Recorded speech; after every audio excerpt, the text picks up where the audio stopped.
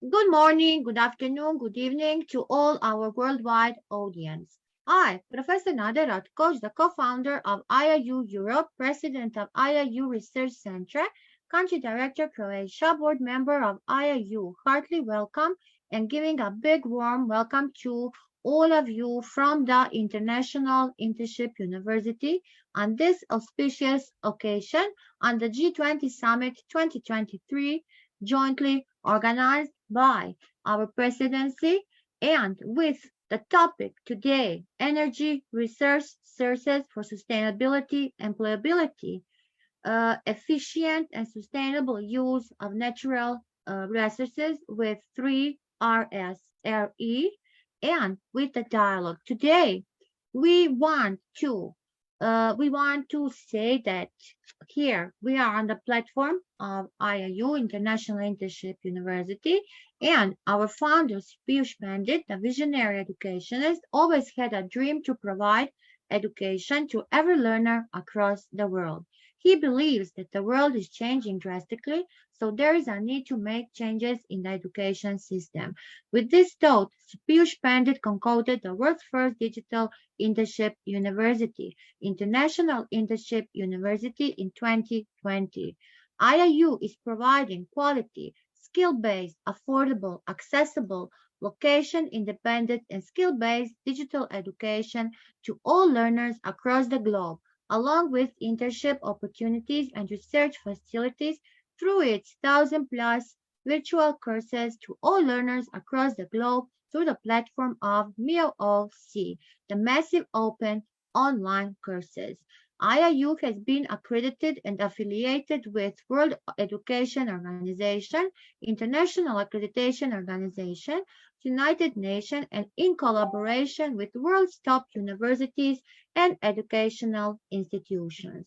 In a short span of time, IIU has spread wings in 195 countries, 6 continents, with a team of 1,000-plus experienced and qualified global educators across the world.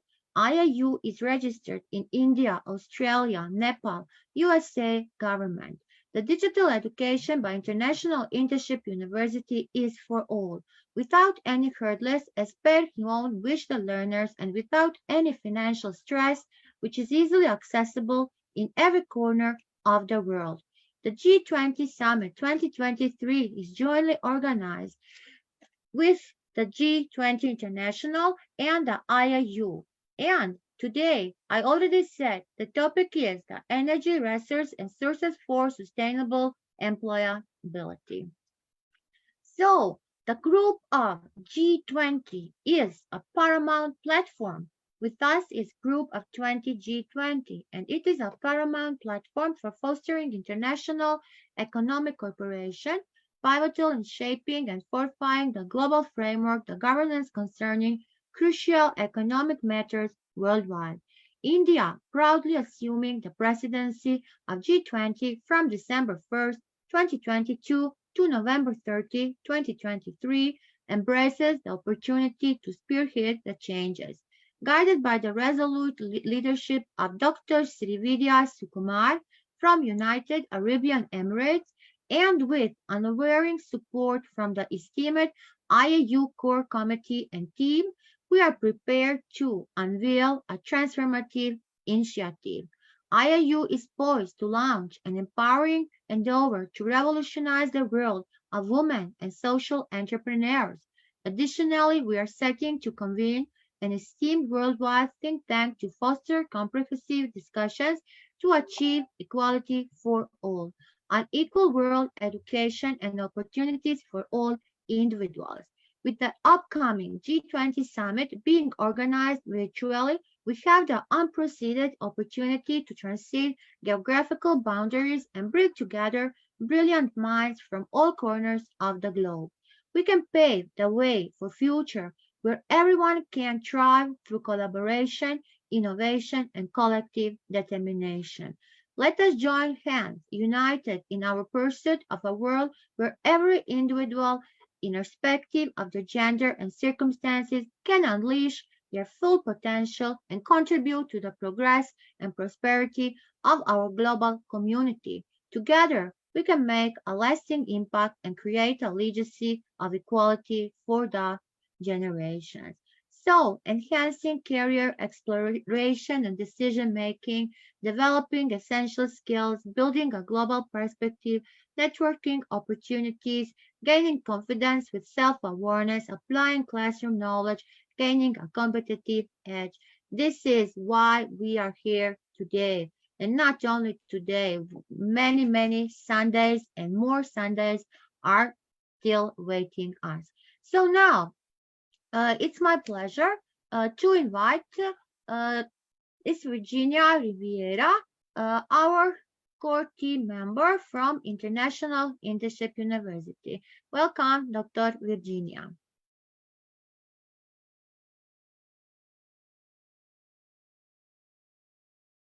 Please unmute yourself. Unmute yourself, please. Can you hear me now? Yes. Good morning, good afternoon, good evening. All of you around the globe, we are so excited to have you here with us today in this another one of these incredible congresses here in G20. I have to say, and I want to congratulate everybody in India, we just finished a marvelous event as BICA, and we had 28 foreign delegates that accompanied us for 6 days. I have to say that it was an incredible event, but most importantly, it really lived up to what our IIU philosophy and mission is. Today, I would like to introduce to you who our team members are. I would like to start with Dr. Ermina Rascau from Romania. She is not only a moderator and a fellow, she is also our foreign affairs person for James International School. We also have Dr. Snigdha Kadam. She is not also the project coordinator, but she is the principal for our world established James International School. Additional to that, you have already met our Nada, Professor Nada. We know that she's not only the co-founder for IIU Europe, but she is one of the most established and esteemed professors in Europe. We also have with us today Inga, our professor, Dr. Inga, and Inga is from Georgia. Inga brought an incredible team to India this past 2 weeks. And I have to say, teachers that know no bounds are so thirsty to continue learning more to transmit to their students. And we also count today with Sandy Balahi. And Sandy is here with us today, Dr. Sandy, and Sandy will be telling us who each one of our speakers and our pointers are. So I have to say that we are extremely excited to be here today. And now I would like to introduce to you who our community partners are. So to start, we have the GSFN, and it has been established to provide a common platform that helps its members, financial institutions benefit from opportunities emerging through transformation to sustainable economy. It supports its members in developing capacities to integrate sustainability across the board. It fosters initiatives that help build public-private partnerships, promoting sustainable lending and investment. It also offers networking opportunities to member financial institutions, multilateral organizations, government bodies, business and industry, and other stakeholders for sharing experiences and ideas. It provides a forum to support the development and execution of sustainable finance policies and practices. And it presents a marketplace for members to promote their sustainable finance expertise, business ideas, products and services, and to search for partners to develop and execute programs, projects, and activities. And most importantly, they perform any other task that promotes sustainable finance. We also want to welcome our other community partner, IGENS. The 74 million young Americans born between 1995 and 2012 comprise the most important generation in the nation's history. So we're talking here about America, both in size and composition. 1 out of 4 Americans from age 5 to 22 have been collectively dubbed the iGen generation, a shortened descriptor for internet generation.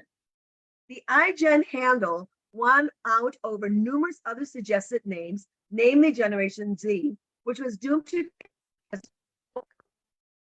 Generation Y preceding it.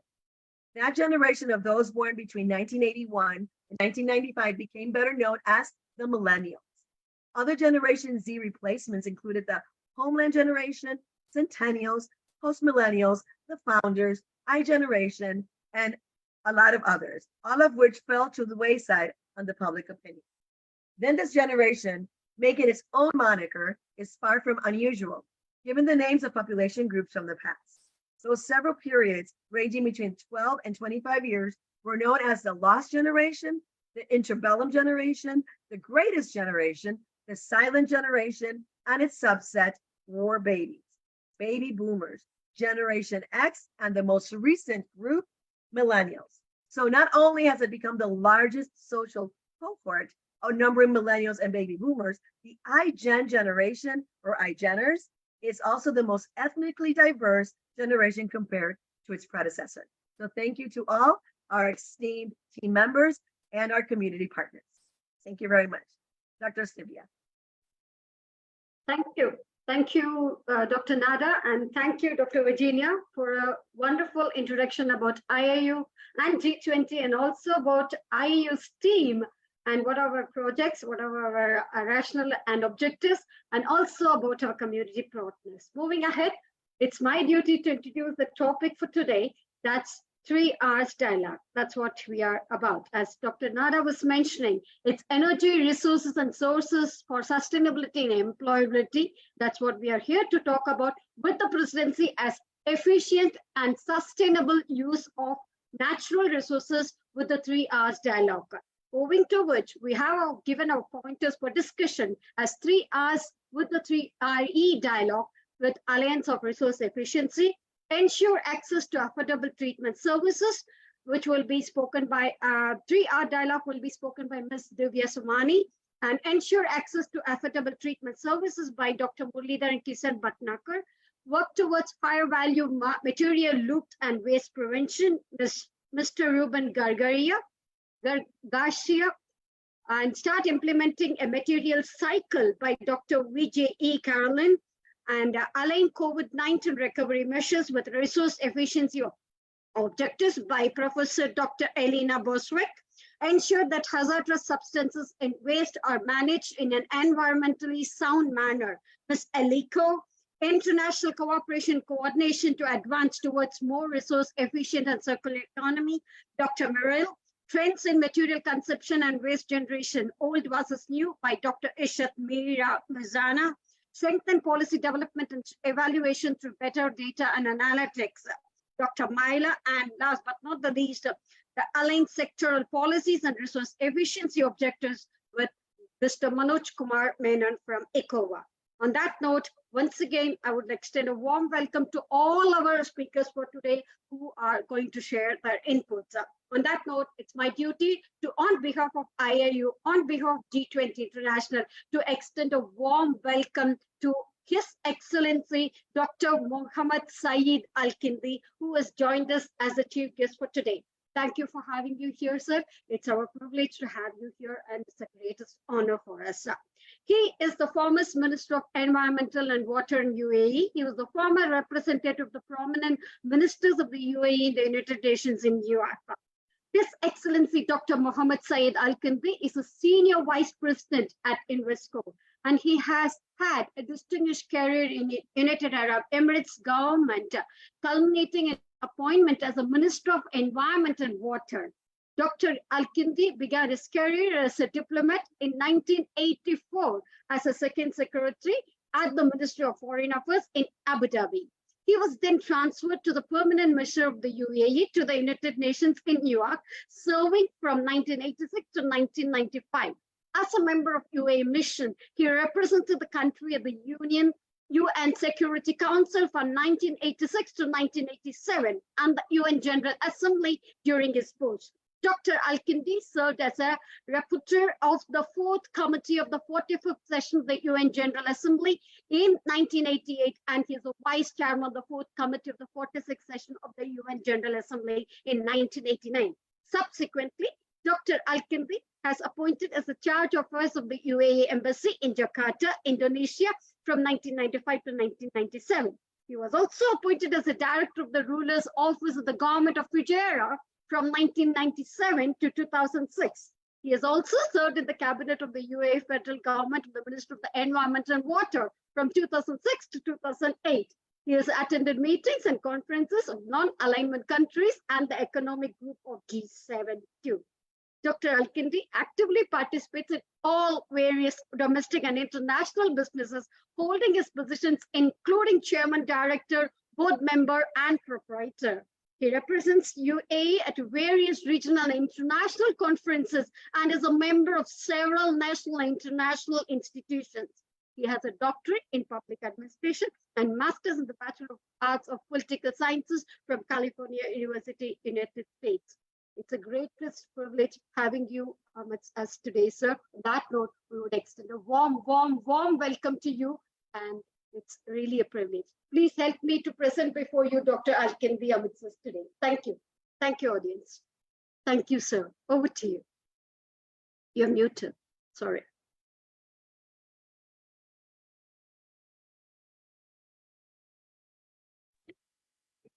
Hello, good afternoon or good evening. Good afternoon, sir. Thank you. Let me start with my speech for this lovely meetings with you, with everybody. Distinguished ladies and gentlemen, it's my great pleasure to join this G20 International Conference for efficient and sustainable use of natural resources with 3RSRE dialogue through online organized by G20 International. In this occasion, I have the honor to extend my greeting to all the participants who are joining this virtual conference from different parts of the world. And I would like to extend my sincere gratitude for inviting me to this important meeting. The efficient and sustainable use of natural resources is the biggest challenges facing the world today. Sustainability is another major issue we are facing. I am really happy to understand that this conference has taken these two important topics to be discussed through this international online conference. Natural resources are central to human well-being. The sustainable use of natural resources has long been considered an element of both human right and economic development. Efficient and sustainable use of natural resources is important in the life because it helps ensure the future generation will access to those resources. If we don't take care of our natural resources, they will eventually become depleted. The world should realize the importance of efficient and sustainable use of natural resources and a fundamental principle of growth. And we should also committed to sustainability, its responsibility to protect the future. The value of environmental sustainability exists because of our collective effort of the people. Sustainable use of natural resources meant to use creatively sources and resources for the development of society. The sources refers to a place or origin from where something is obtained. In recent years, the United Arab Emirates has deployed extensive effort towards driving sustainability toward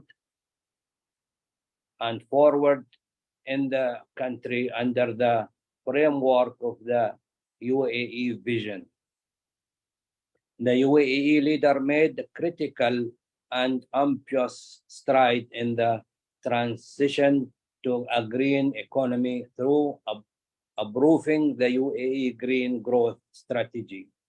Under this strategy, the UAE is taking steps to promote the green economy concept at the global level.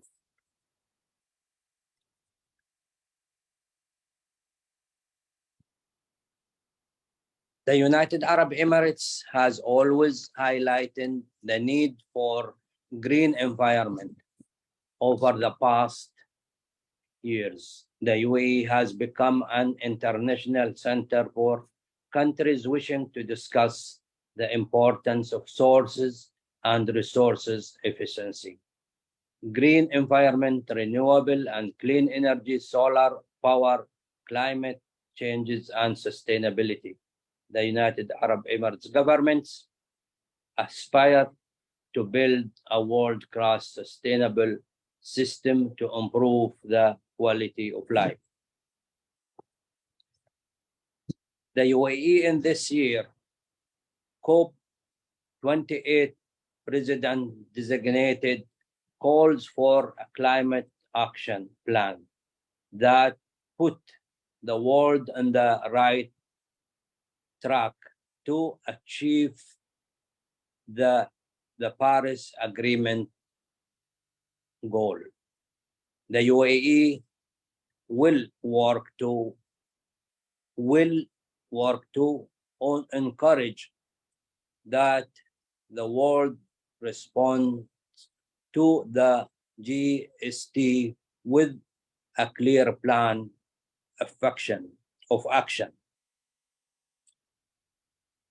Let me say, the United Arab Emirates also is a global hub for logistics, transportation, green technology, business, commerce, and tourism, and uniquely positioned to build bridges and foster continuous to accelerate inclusive climate progress. I should appreciate once again G20 International has taken the initiative of organizing such online meeting to discuss strategies for the efficient and sustainable use of natural resources by effectively adapting sources and resources. Thank you very much all the distinguished speaker, guests, participant, organizer for different areas are wishing all of you success and good luck in all your future life. I do sincerely hope that this meeting will be a real motivation for your all progressive activities. I conclude by thanking the Almighty, the source of all goodness.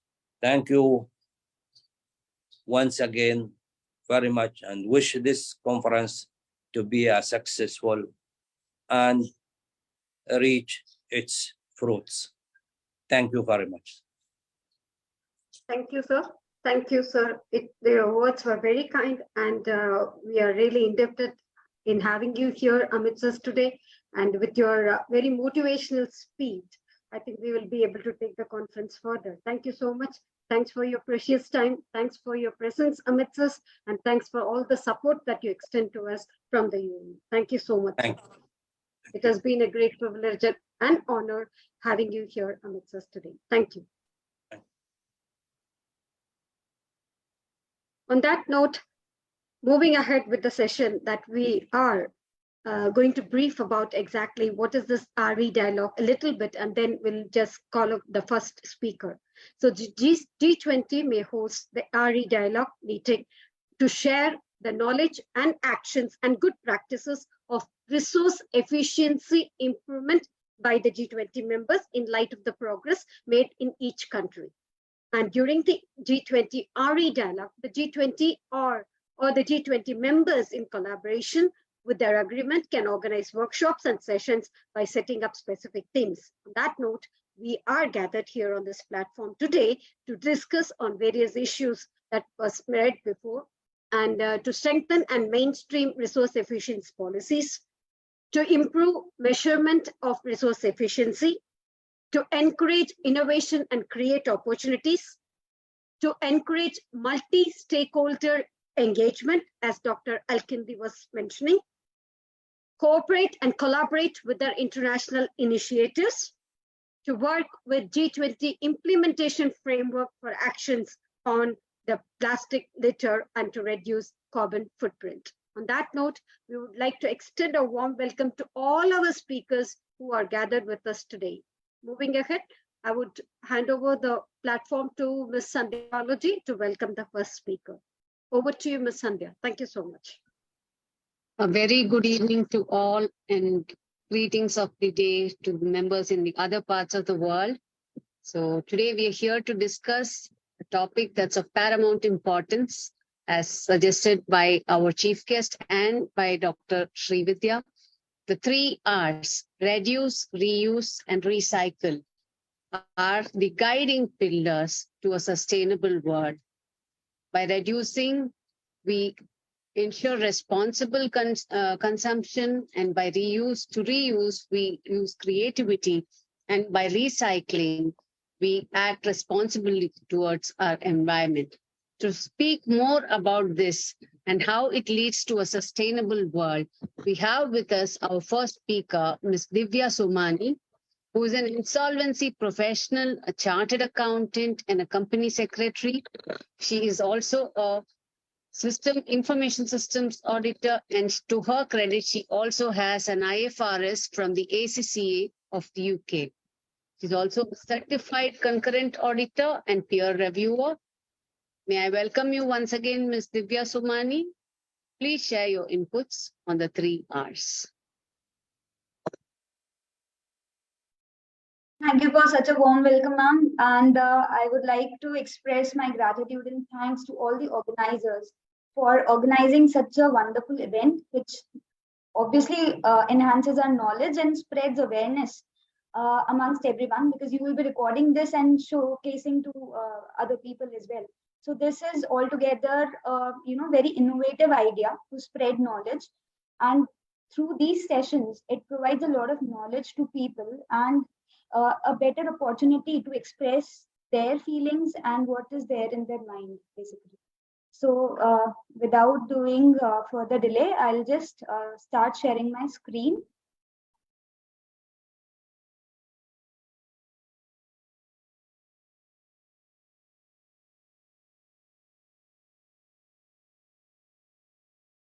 Is it visible? Yes. All right. I'm just starting the slideshow. Okay. So this is the first topic for the day. And the topic, as very well told to you all, is 3 R's, the RE dialogue.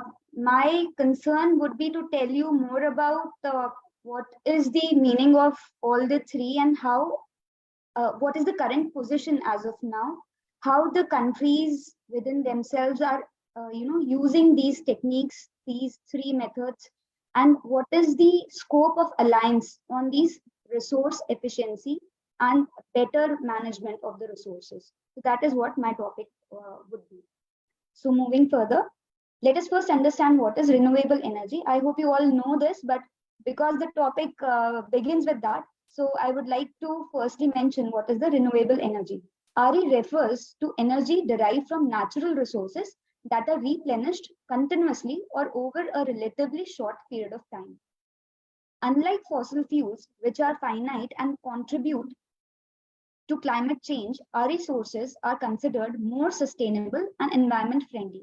And that is why nowadays more and more use of these renewable energy is recommended everywhere, because the fossil fuels are very limited in source, and as compared to them, renewable energy is a source which is considered as inexhaustible in nature, and that is also at a very minimum or no cost at all.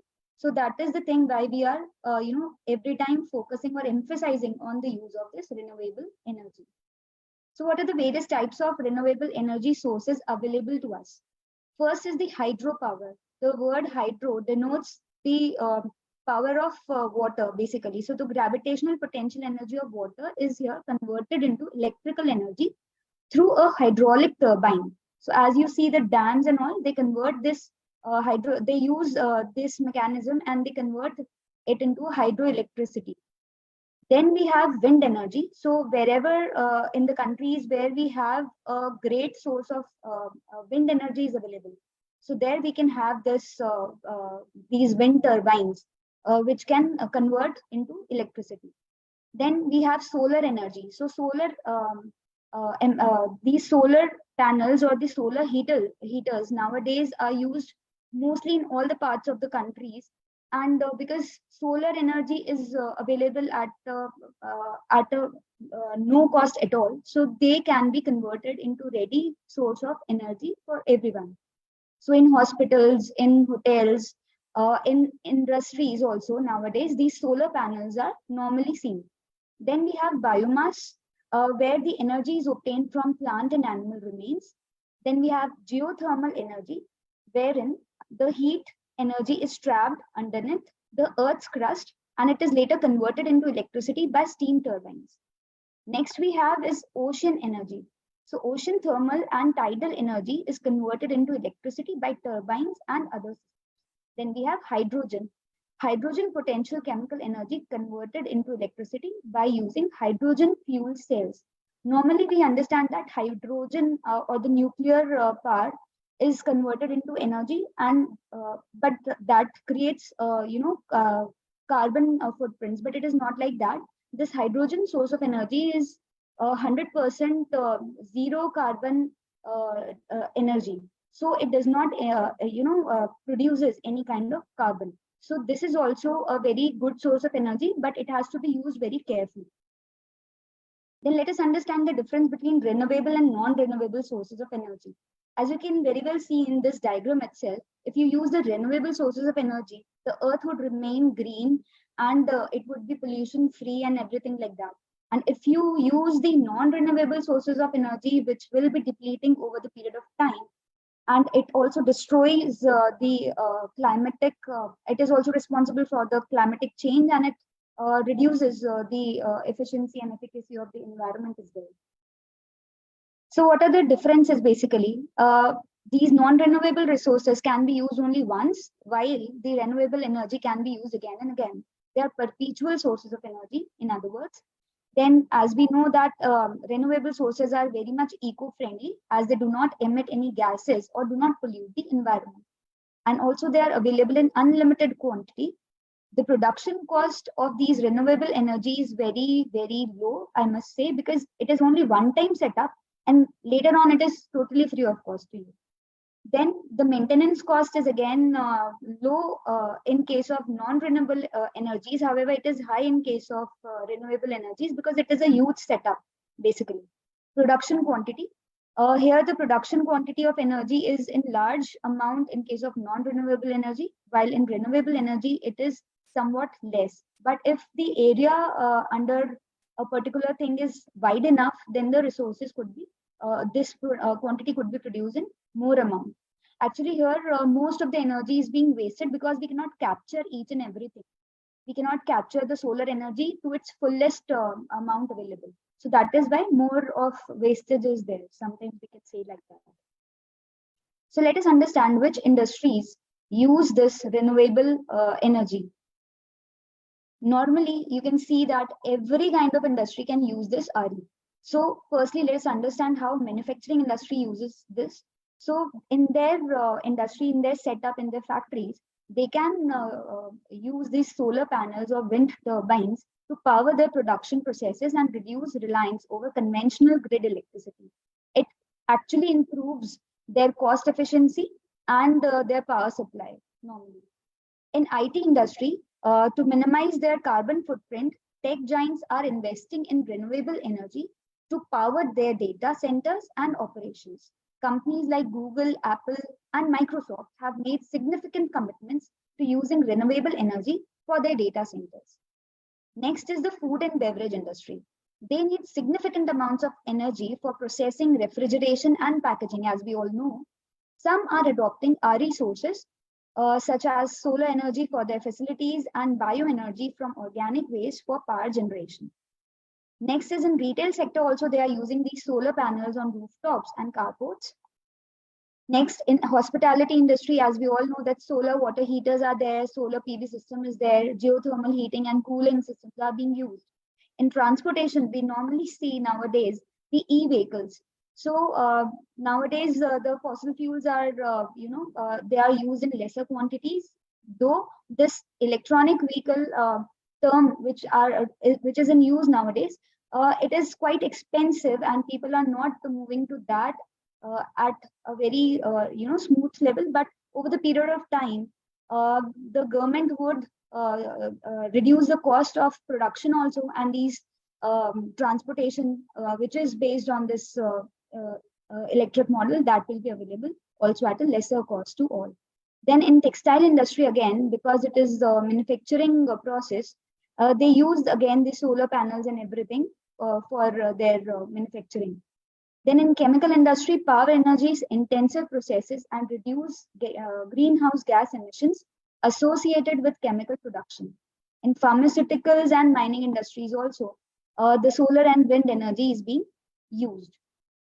So why there is a need for transition? Transition as in, I would say, from the conventional mode of energy to the renewable energy sources. Why should we move to that? The answer is very, very simple, that there are many environmental benefits attached to it. It reduces the carbon footprint as well. Then there is a sustainability and resource conservation. By harnessing renewables, industry can contribute to resource conservation and ensure a long-term sustainable and energy supply to the world. Energy cost stability. Fossil fuel prices are often subject to fluctuations due to geopolitical and market forces. As we have seen that during recent years and recent time itself, in 2023 itself, the cost of these fuels, I mean petrol and other things, they vary at a very fast pace. I mean, the price is very volatile. So any country which is dependent on these kind of resources from other countries, it is very difficult to continue their production, and the cost of production also increases with the increase in the cost of the fuels and everything which they are importing. So why not to use the renewable sources available? So that is why it is said that it also saves the cost also. Then energy independence and security. Using RE reduces industry's reliance on imported fossil fuels and volatile energy markets. Then there are various regulatory compliance and reputations also. So if you are using RE, then your reputation among the public would be at a higher level, because you are not creating any carbon, or you are eco-friendly, and your products are also very good. So it indirectly enhances your reputation. And sometimes in some countries it is mandatory that you can only you need to have this much, you can emit this much carbon only. So a limit is there for carbon emissions. So if you're crossing that limit, again you are calling some penalties from the regulatory authorities. So that is why it is said that better to go for renewable energy. Then it also has a competitive advantage. As we just now said, that it reduces the cost and it reduces our dependence on other countries for other things. Then that is why it creates a kind of competitive advantage, and it favors the business with sustainable practices.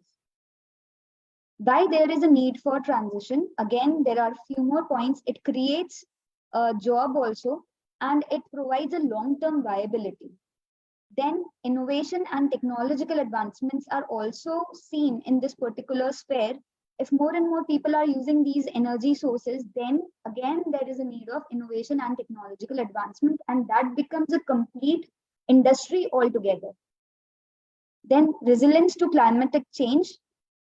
Using renewable energy helps building resilience by reducing emissions and contributing to global efforts to combat climate change. And that is why you can be a contributor if you, try to use this renewable energy sources.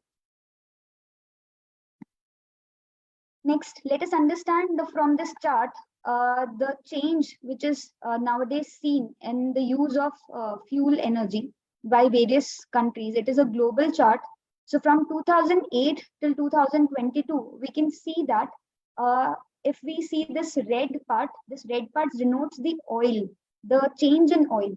So if we see in 2022, the change was was this much, but it has reduced. The use of oil has reduced. In fact, the use of renewable energy has been increasing. You can see the green part.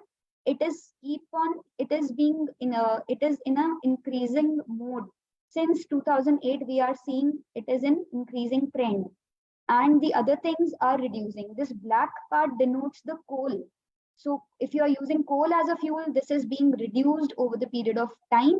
And during 2022, there is just this much change. Very little change has happened during the period of 2022. So let us understand the 3 R's involved in this renewable energy. The first is reduce, the second is reuse, and the third one is recycle. So what should be reduced, what you can reuse, and what is something which you can recycle? So if you see it in a comprehensive manner, it simply says that you have to use the resources which are available naturally to you so that you can use them again and again, and you can recycle them also over the period of time, and they are causing less harm to the climate overall. So let us understand the reduce part.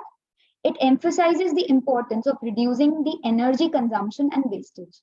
By implementing energy efficient practices and technologies, individuals, businesses, and industry can lower their energy needs, resulting in less reliance on non-renewable energy sources.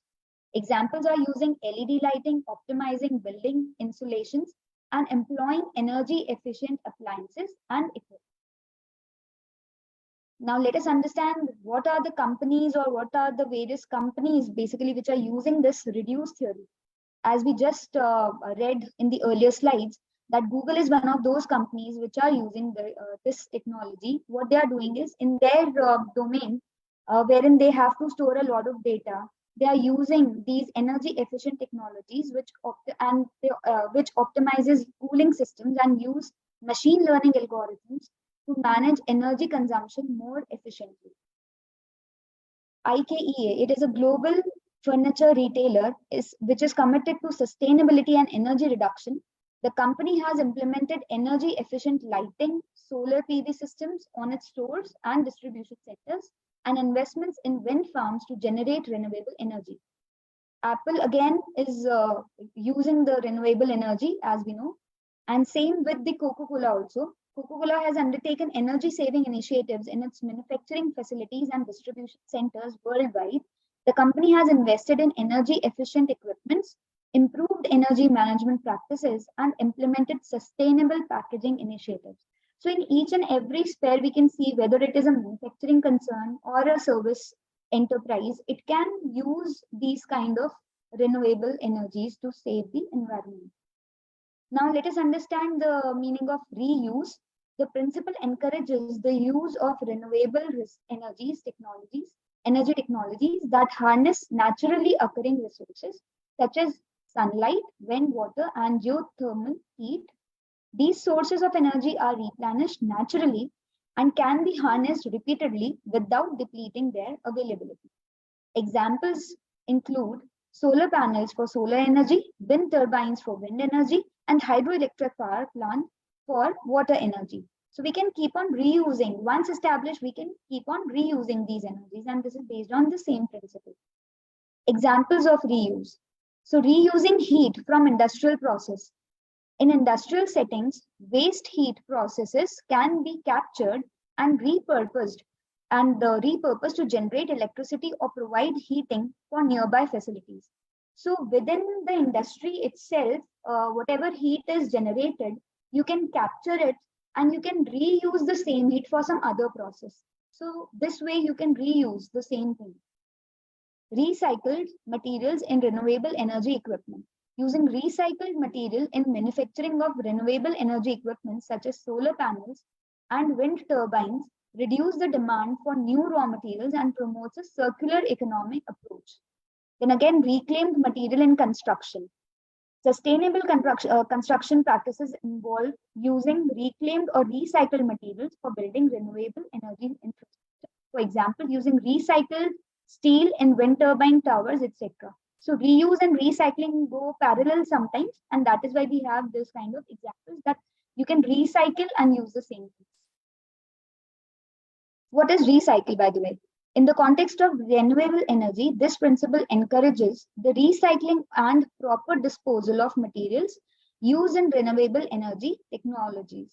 For instance, recycling components of old solar panels and wind turbines can reduce the environmental impact associated with the manufacturing and disposal process.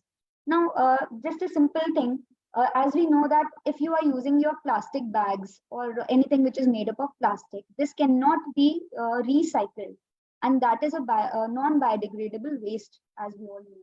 So if something cannot be recycled, it cannot be reused further.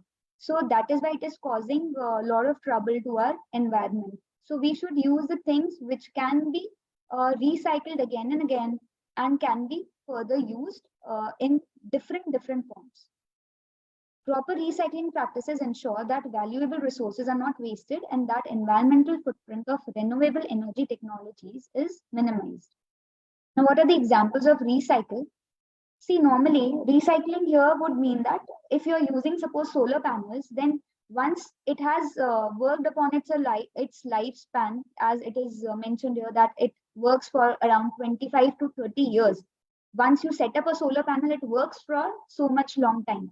So if after that time period you want to remove that, it can again be recycled, and it's simple. It can be converted into simple components and then can again be combined and reframed into something else. So that way, this will not go waste and it will be recycled and it will not cause any harm to the environment. Similarly, in the case of wind turbine blade recycling, so whatever blades are used in that in making that wind turbines, that can again be recycled and can be framed into something else over the period of time. While we are dealing with this renewable energy, as we know that one of the SDG, the Sustainable Development Goal, is also to provide affordable and clean energy. That is goal number 7. It ensures access to affordable, reliable, sustainable, and modern energy for all. So in that context also, we must understand how this can be of use. So these are the sub goals of that main goal. First is the universal access to modern energy. By 2030, these goals are set up for taking a long vision. So it says that by 2030, they are ensuring the universal access to affordable, reliable, and modern energy sources. So every country must do something or the other to provide access to modern energies. That is what they mean. Second target here, they say, is that to increase global percentage of renewable energy. So whatever percentage as of now, whatever you have to increase it further so as to increase it till 2030. You have the targets are given to the countries so that they can have a mix of renewable as well as non-renewable. However, what the current demand is to increase the percentage of renewable energy more as compared to the non-renewable. Third target is to double the improvement in the energy efficiency. So altogether, double the improvement, that is what they mean.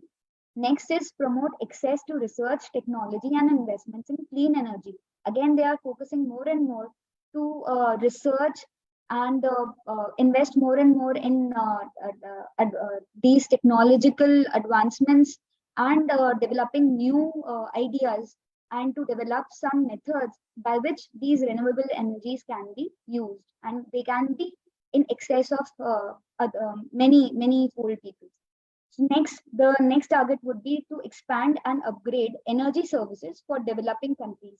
So if one country is able to develop these kind of methods, it is also a goal that the developing countries should pass it on to the developing countries as well. And that is why the whole topic says that we have to understand the importance of the alliance, that is the collaboration of various countries wherein they can share their ideas, wherein they can pass on their knowledge, and this way they can help to build a sustainable future.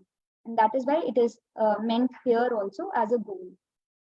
So let us understand now the recent trends in energy sector. Energy crisis continues. So whatever you do, energy crisis would always be there because of multiple and interconnected global crises. Around 75 million people who recently gained access to electricity are likely to lose the ability to pay for it. This is one of the report which said that even if you are paying for the electricity or whatever, earlier you might not be having those the advantage of that using that electricity or anything, any energy sources, but over the period of time you will lose the ability to pay for it. So in some countries it has happened also because of inflation and the things like that. So still there is energy crisis in some parts of the world. 100 million people may revert to the use of traditional biomass for cooking because of the lack of resources available, because of the depletion of the resources. Again, people have to move towards the traditional biomass for cooking. Then decarbonized economies. What do you mean by this decarbonized economy? The emission of carbon should be reduced, and that is why we are calling it decarbonized. So economies now are focusing more on decarbon. So what has happened in the International Agency, Energy Agency predicts that the world is set to add as much renewable power in the next 5 years as it did in past 20 years. So the percentage increase you can very well see from this prediction that whatever the countries have achieved in the last 20 years, they will speed up within the next 5 years itself. The same target they will be having in the next 5 years. So with that pace, they are working. The economist finds that overall renewable energy consumption will increase about 11%, with Asia leading the way. Total capacity growth worldwide of renewable power is set to almost double in the next 5 years, overtaking coal as the largest source of electricity generation by early 2025 globally. This we have already seen in that chart also. The use of coal has reduced significantly. Next is carbon accounting. Nowadays, carbon accounting is also taking place. Normally, we have heard about the financial accounting. What is carbon accounting? It is a way of calculating how much greenhouse gas an organization emits. Like financial accounting, carbon accounting quantifies the impact of an organization activities, though instead of financial impact, it tracks the climatic impact. The other thing was regarding the carbon credit. Carbon credit basically provides credit points. If your carbon emission is low, it provides you credit. Some countries have this policy of providing this carbon credits. So if you are an industry or a company which is eco-friendly, then you will be given this carbon credit, and these carbon credits you can pass it on to other companies and can earn also. So that way, that thing is also happening in different countries, and this will surely come to most of the countries, so that the people also get some incentives for emitting less carbon. So they will be incentivized by this method by the government. Next concept nowadays is of social audit. What is social audit? It is an assessment process that examines the social impact and benefits of renewable energy projects or initiatives. It ensures that renewable energy initiatives contribute positively to the social fabric of the communities involved. It provides transparency and accountability, and it also leads to a continuous improvement. Just as you have heard of, audit of your regular accounts, the companies have to go through these audits. The companies nowadays, if they have to, showcase their project to other countries, or if they want to list on some stock exchanges, the social audit exchange is also there nowadays. Social exchange is also there. Wherein they have to first go through this social audit, So they have to produce a report saying that we are not, harmful to the society. We are using the eco-friendly methods, and they provide some points on the basis of which marking or ranking is done. And if a company or if the industry fits into that, then only they can proceed further. So this social audit is also playing a very key role nowadays. Then energy transition. Normally, it seems very easy to talk in theoretical that we must move on to this renewable energy, but it is very difficult. So if a company is using coal as a fuel, directly it cannot move to renewable energy, because it also requires a huge investment. If you want to go for solar, or if you want to go for wind energy or something like that, it again requires a huge investment. Then again, training the employees is also a big issue. How to train the people which were earlier working on some different set of machinery, now they have to work on a different set maybe. So again and again, that kind of challenges are also there. But this is again this transition, energy transition, is also very trendy nowadays, that people are switching from the the conventional energy to renewable energy. Like in day-to-day life, we are also seeing that people are not just going for the petrol or diesel cars. They are now moving to e-vehicles, electronic vehicles. They are moving to that. So that the same way, this is happening in the industries also. So throughout 2022, there has been a growing recognition of the need for a just transition to a low carbon economy, which culminated at COP27 with several announcements. South Africa signed loan agreements worth with euros 600 million with France and Germany as a part of its continued efforts to implement the Just Energy Transition Partnership announced at COP26. And the other countries also they were also willing to enter into this kind of partnerships. So again, the alliance is very important. It is not just one country taking into these kind of initiatives. The other countries are also joining hands, and that way they can transit from one phase to other phase. Building a healthier, cleaner planet underpinned by low carbon energy systems will require a new way of thinking on how we build and maintain the environment and our use and access to natural resources. Well, let us now see what are the green initiatives taken all over the world, so that we also come to know that these are not just theoretical things. These are the things which are really happening over the period of time throughout the world. So first is the green building certification. This is a different kind of certification. Let us see what is that. Various green building certification and standards such as LEED, that is Leadership in Energy and Environmental Design, and BREEAM, that is Building Research Establishment Environmental Assessment Method, encourage sustainable building practices. These certifications promote energy efficiency, water conservation, and environmentally friendly construction material. So if you are certified with these associations or these people, then it gives a better credit and it gives a better recognition in the society. So this certification is very, very important. Then carbon pricing. Some government and regions have implemented carbon pricing mechanisms such as carbon taxes or cap and trade system. These initiatives put a price on carbon emission to incentivize businesses and individuals to reduce their carbon footprint and transition to low carbon practices. As we just discussed this, that carbon pricing or carbon credits are also given this way. The other is plastic reduction and bans. In many countries, there is a drive each and every time regarding this plastic reduction and the ban on plastic material. Many countries and cities have been implementing these bans over the use of periods, so they are not.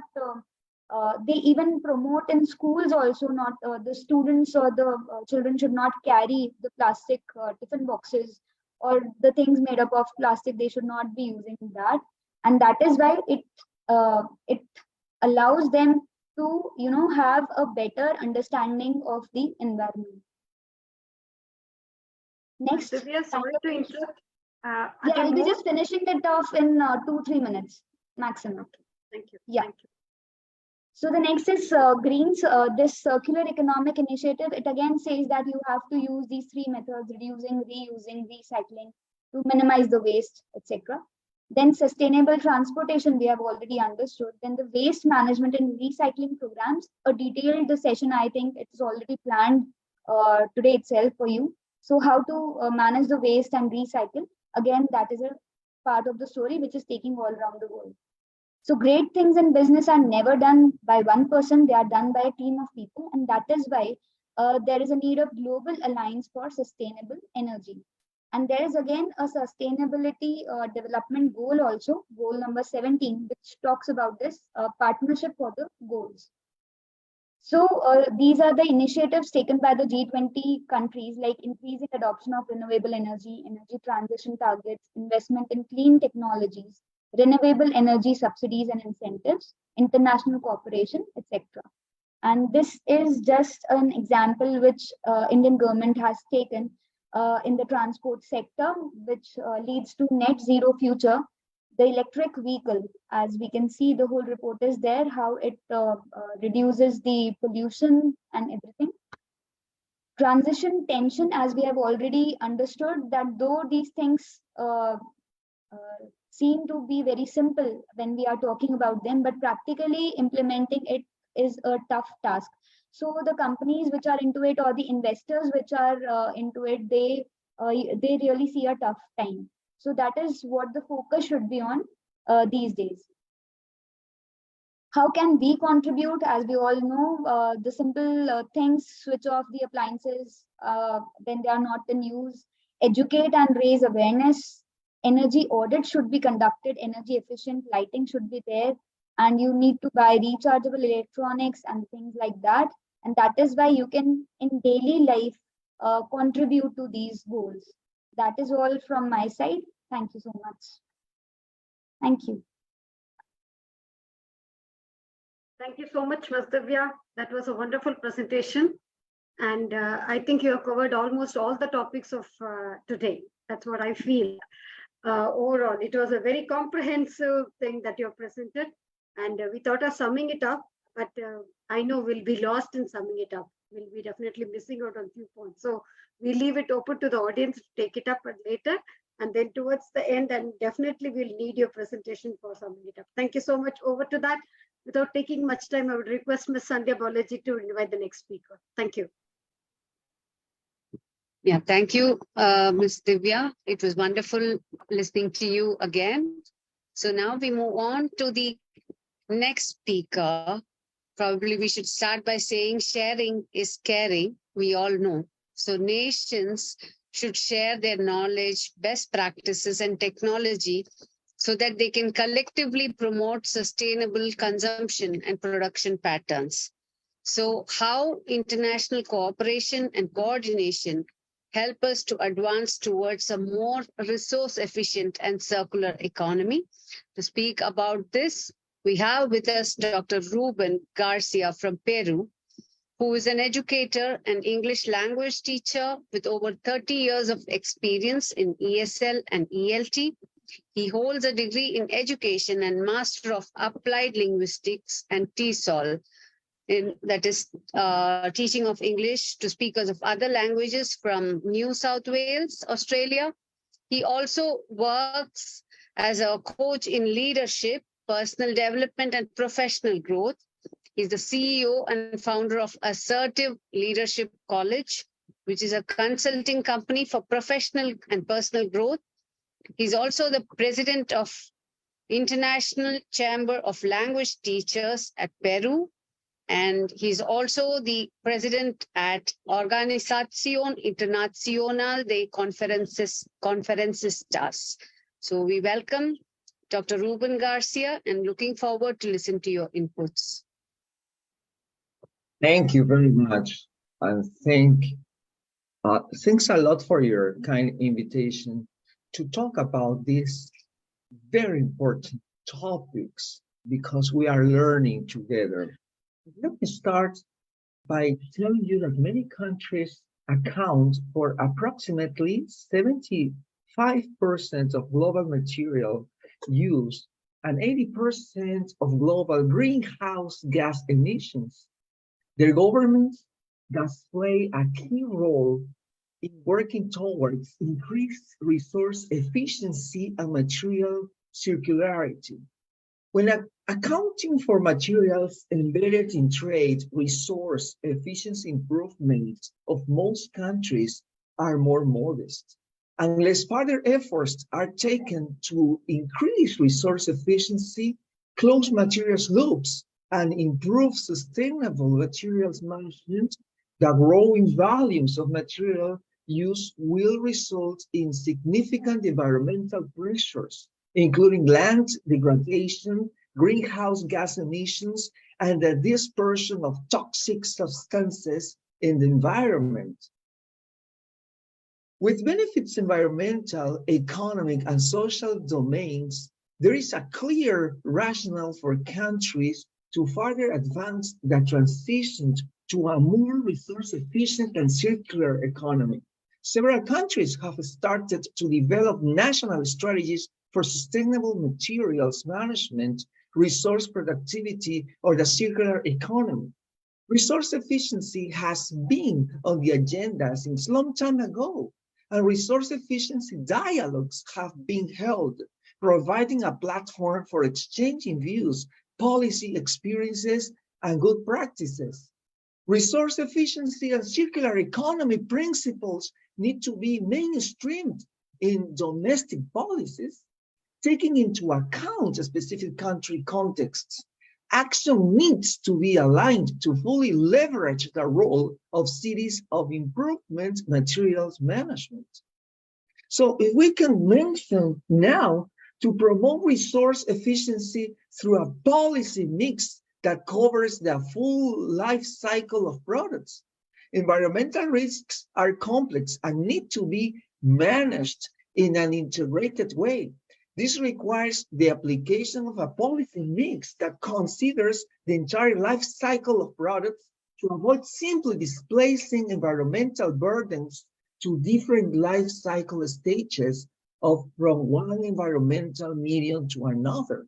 A policy mix of economic instruments, regulations, information-based voluntary approaches, environmental labeling, and public financial support should internalize environmental costs and provide incentives for efficient resource use.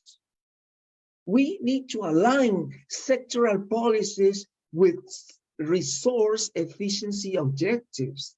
The transition to a circular economy requires a comprehensive set of policy measures at the macroeconomic and sectoral level. Resource efficiency and circular economy should be approached as an economic-wide use, recognizing the economic benefits with regards to competitiveness, new business opportunities, and innovation, as well as greater resilience against scarcity of resources and volatile prices. Furthermore, opportunities should be sought and exploit synergies with other policies areas, including climate change. Governments can support a resource-efficient structural economy to change the mainstream of pursuit of resource efficiency into cross-cutting policies such as in innovation, investment and education, and vocational training by aligning policies to reduce pressures from major resource-consuming sectors. How about align COVID-19 recovery measures with resource efficiency objectives in response to COVID-19 pandemic? Many countries committed to a green recovery through stimulus packages and unprecedented scale. However, only a small share of the recovery measures announced so far, approximately 1% of the total funds, addresses aspects of resource efficiency and waste management. A transition to more resource efficient and circular economy can contribute to reach long-term environmental objectives and lead job creations and economic growth. As such, the circular economy can support economic recovery, provided that resource efficiency objectives sufficiently mainstreamed in COVID-19 recovery measures. And if we continue to talk about this important topic, we can mention that we need to strengthen policy development and evaluation through better data and analysis, because many countries have established material flow accounts and are developing indicators for resource efficiency and the circular economy. However, important gaps in existing measurement frameworks persist.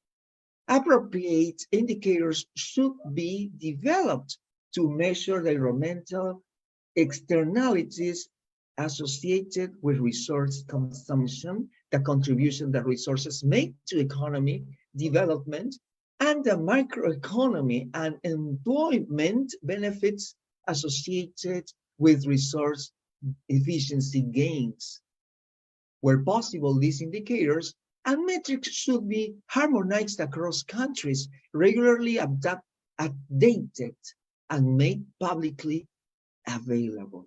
Policy evaluation should also be strengthened to identify good practices and work towards better policies.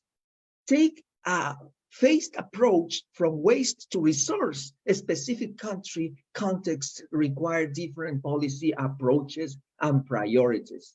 The journey from waste to resource can be structured along 4 phases towards reaching a more resource efficient and circular economy. These phases can serve to identify policy priorities in given context depending on where a country situates itself. They are not strictly sequential and may overlap. To ensure that hazardous substances in waste are managed in environmentally sound manner, we separate hazardous waste from other waste at resource and manage hazardous waste streams separately in environmentally sound facilities. So STAR implemented a material cycle, increasingly shifts away from controlled disposal and more towards material recovery and recycling. STAR implementing the polluter pays principle and establish extended producer responsibility schemes and landfill taxes.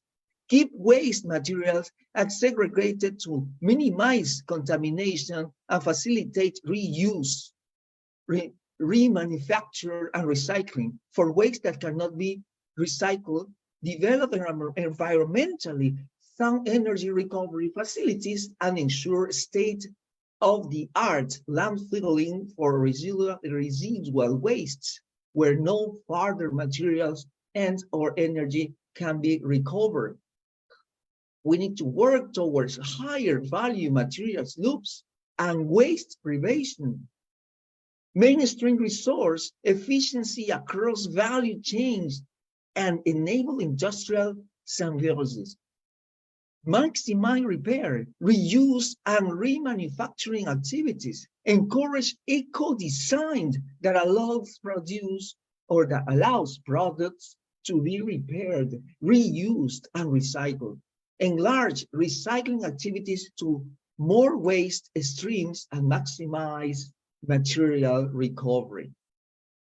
Cities have important competencies and levers in infrastructure sectors that are key of the circular economy, such as waste management and recycled urban transport, the built environment and water supply and sanitation. These services are often managed at the municipal level, and aligning policy action on the subnational and urban level with national policies is thus important to advance the circular economy and to fulfill national targets.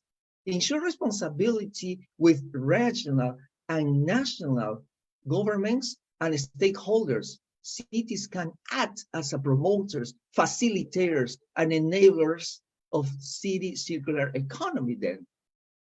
As promoters, the cities can define roles as responsibilities in policy making and implementation of the circular economy at the local scale. As facilitators, cities can ensure co-coordination across different levels of governments to align priorities, goals, regulation, and fund sources. As enablers, cities can include resource efficiency principles in sectoral policies, such as in the built environment, spatial planning, land use, and service provision. So the international cooperation and coordination to advance towards a more resource efficient and circular economy. So we're talking about possible areas where countries can work together.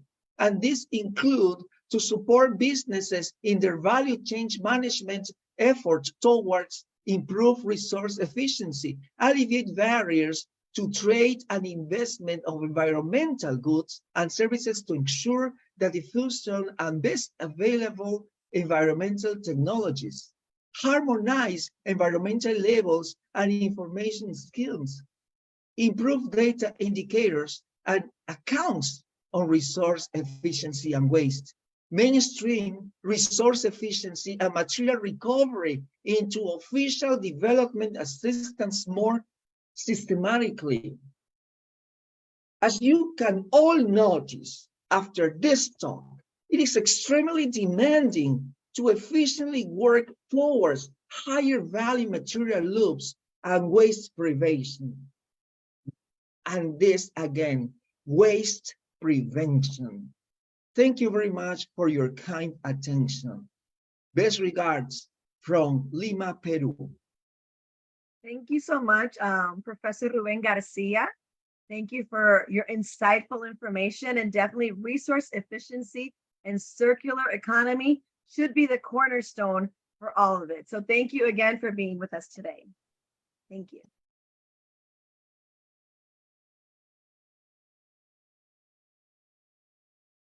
Sandy? We now move on to our next speaker, and I tender my apologies to Miss Caroline. I need to invite Dr. Eliko to speak further. Do I see her here? She's there. Dr. She's there. Eliko? Yes, she's there. You can do the introduction for, yes. Yeah. I just need a minute to introduce you.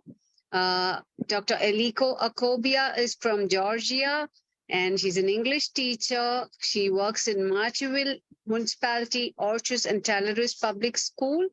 And since 13 years, and she loves her profession and children, and she's very active and communicates, and she's a result-oriented person.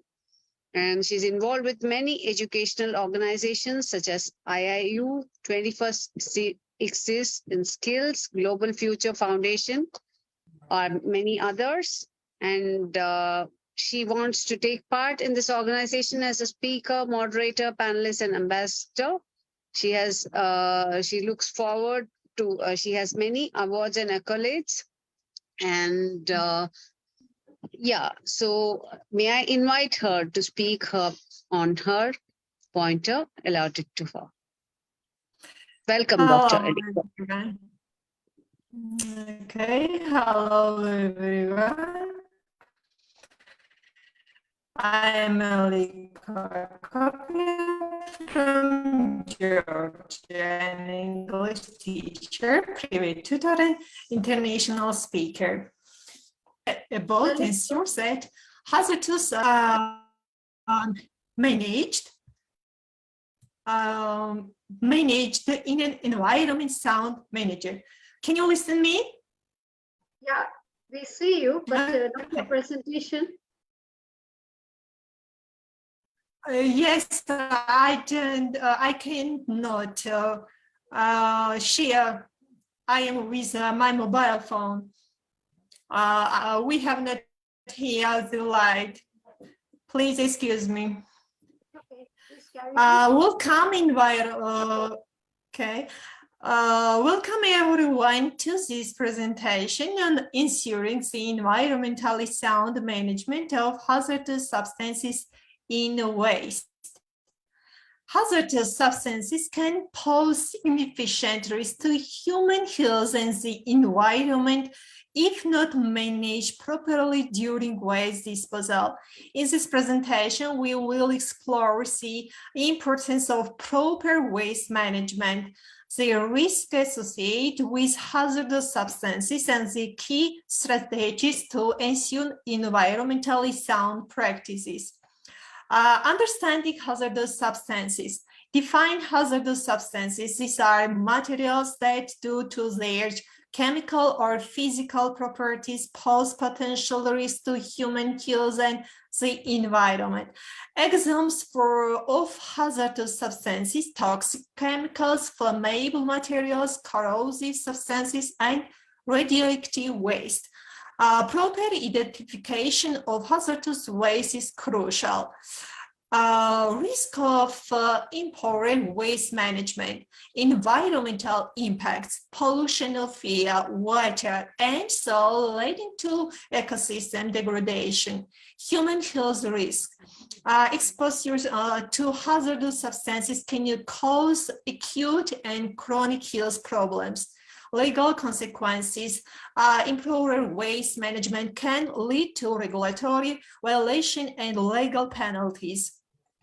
Environmentally sound waste management. The environmentally sound management approach is crucial for handling hazardous waste safely.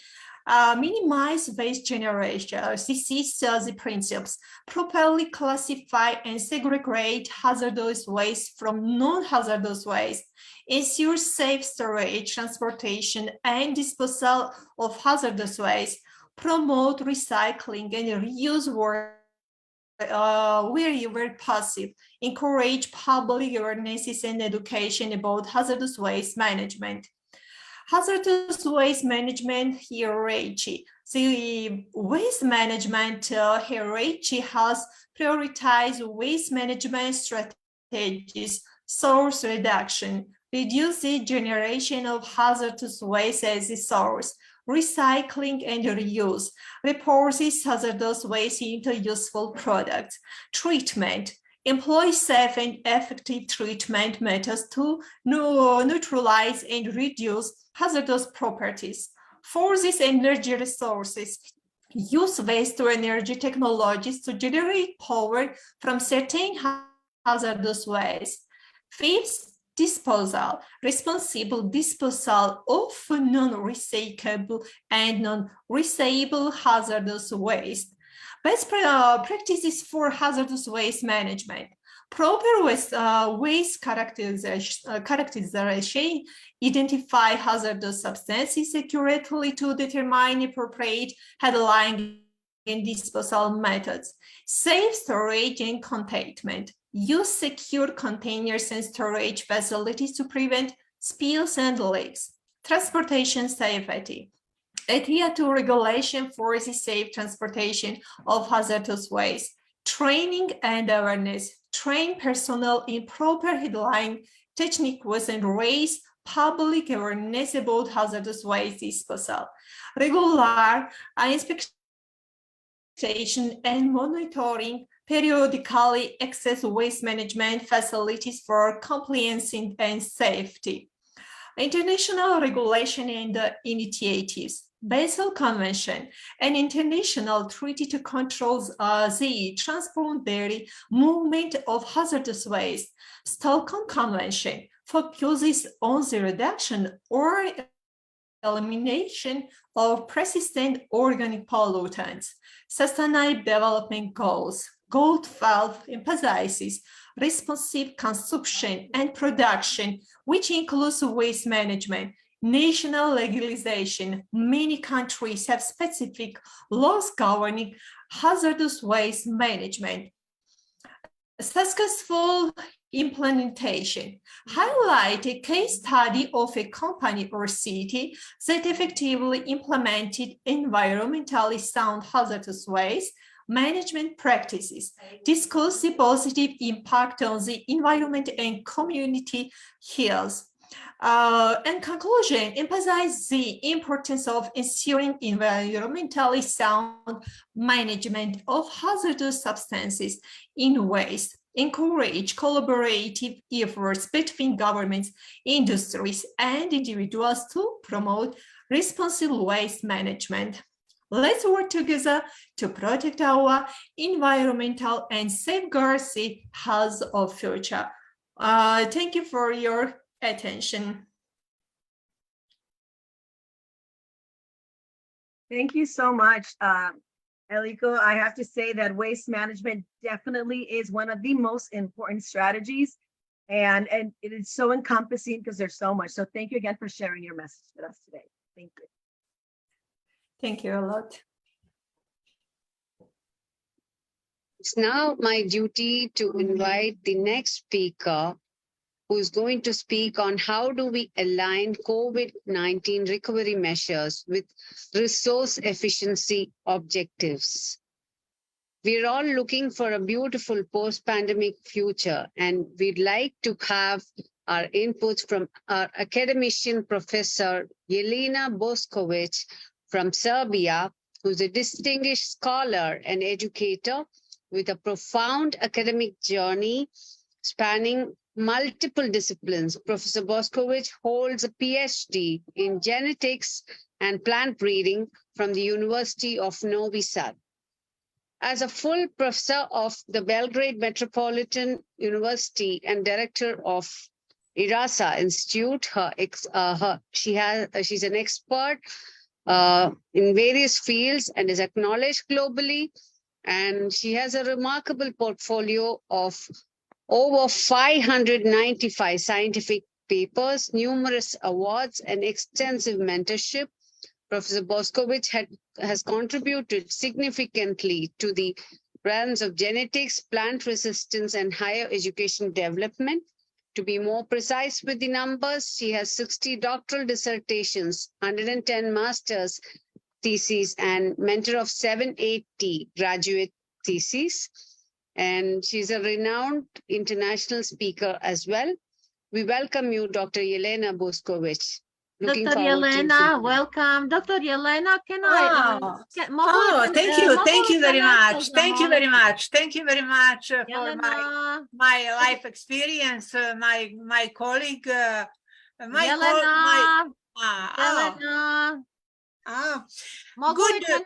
Please wait.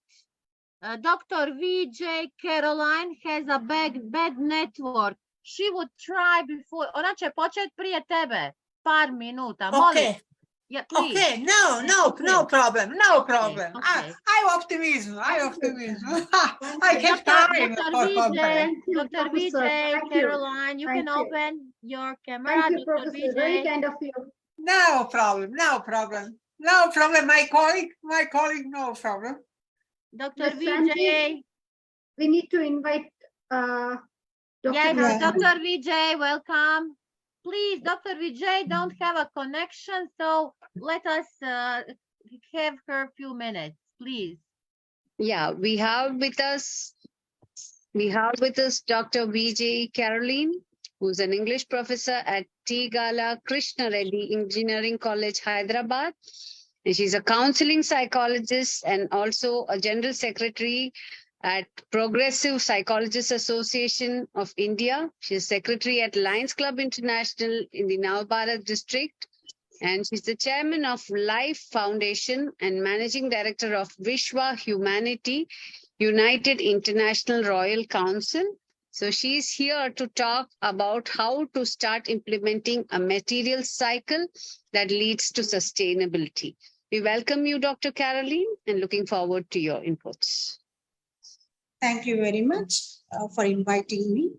It's a great honor to be on this prestigious platform, especially. And just I joined and heard the speech of the eminent speaker. Much delighted to be with the among the eminent speakers globally. I'm Dr. Caroline. Good morning, good afternoon, good evening to all global leaders who joined us. My topic is about implementing or to start the recycling of the materials, which is very, very important.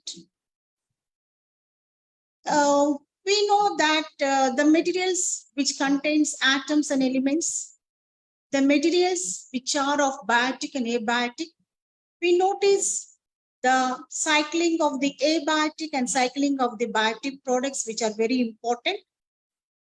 The nature taught us that the products has to be recycled, then there will not be any kind of wastage. If we observe that the trees, while they're shedding their leaves during autumn, they absorb certain materials which are very important for their survival.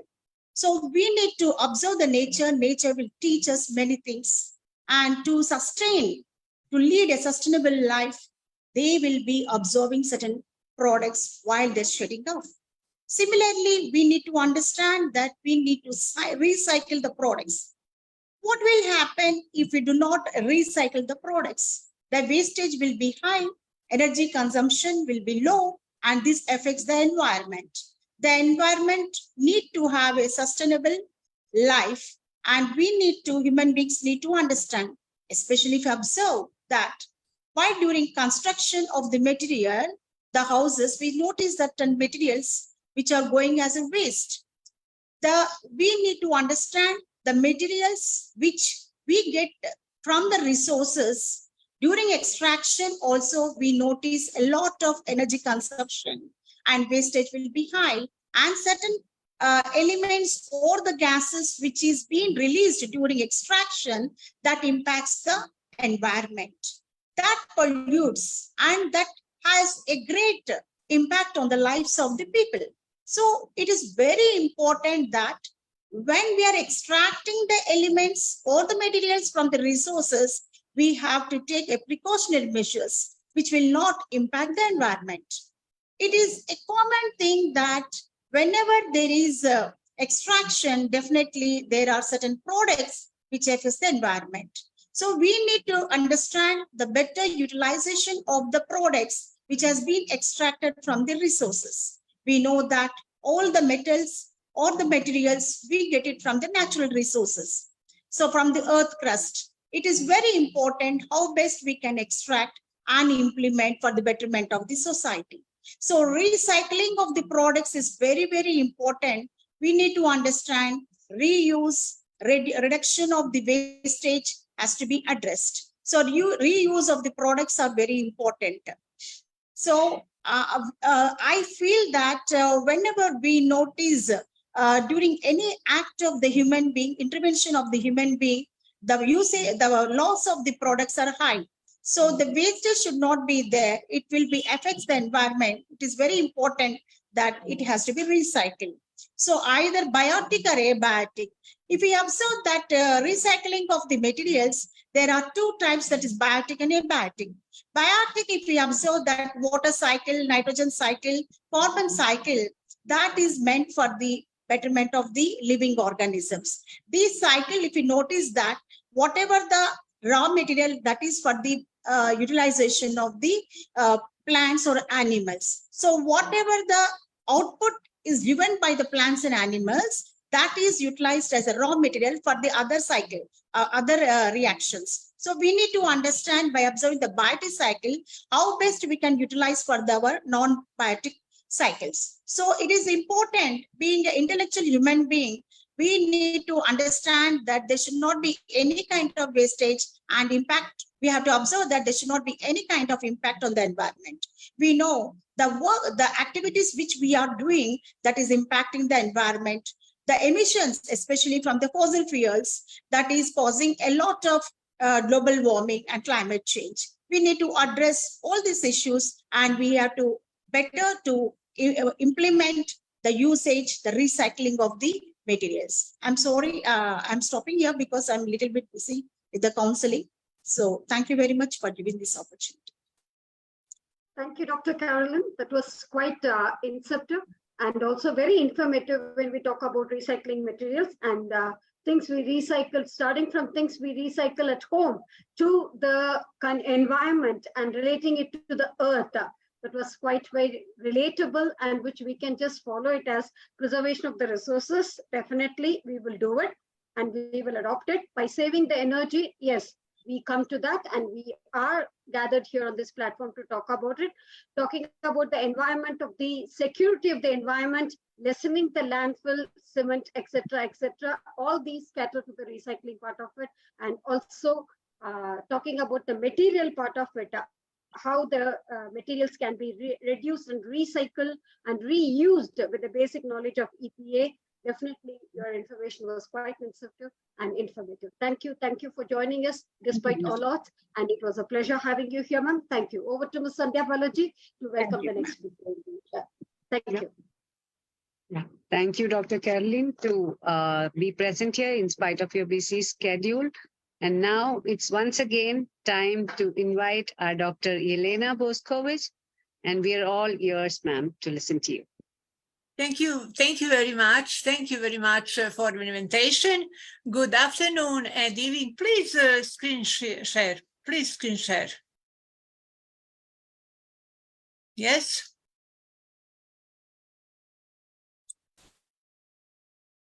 Dr. Elena, you can screen share, no problem. Option is open. Oh yeah. Šta sad bi?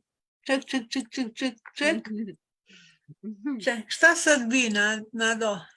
A ne zna nešto vam tu nije, probajte kliknuti, mora vam, otvoreno je, možete dijeliti.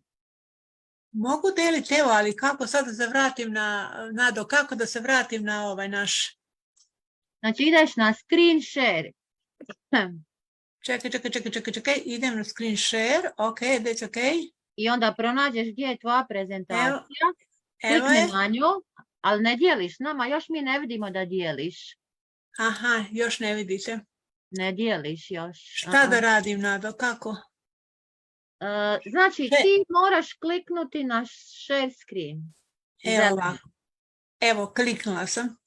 Jel vidiš li sad prezentaciju svoju? Vidim, evo je. Klikni na nju. Evo. Eto ga, bravo! Yeah, that's okay. Full screen. Yes, full screen, yes. Click on the full screen. Okay, that's okay. Good morning. It's not a full screen. Please, full screen. Click. Pa full screen je. No, nije. You're able to see, it's okay. No, Dr. Srividhya, last time the slides didn't move, so let us see the slides, please. Full screen. No, it is not full screen. Full screen, Nado je. Kako da uradim sada? Yeah, you can go to views. Views, dolje, views, u podnožju views. You can stop screen share, and once again, when it is in full screen, that's okay. You share it. Yeah, that's okay. You can go to the view tab above. No. You have home, design, animation, slideshow, review, and then slideshow. Go on the slideshow. Click on the or slideshow and then do the show. Okay. Jel vidiš, Jelena, slideshow gore? Slideshow ne vidim. Vidim stop share. Vidim stop share. Ne vidim, pošto nije napravljena nazva slideshow. Jer ja vrtim, Nado. Ja je okrećem. Hoćeš je sa mnom podijeliti? Kako da je tebi pošaljem? Nado, ja ću okretat, ne brini, ja ću okretati. Dobro, ok. No problem. Ok. No problem.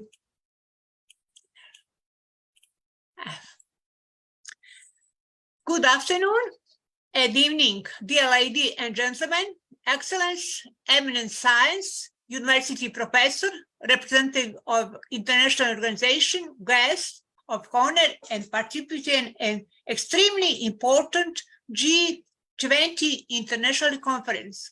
I owe a special thanks of the invitation to be guest speaker, the organizer this important global conference and my colleague, special Professor Dr. Nada Ratkovic and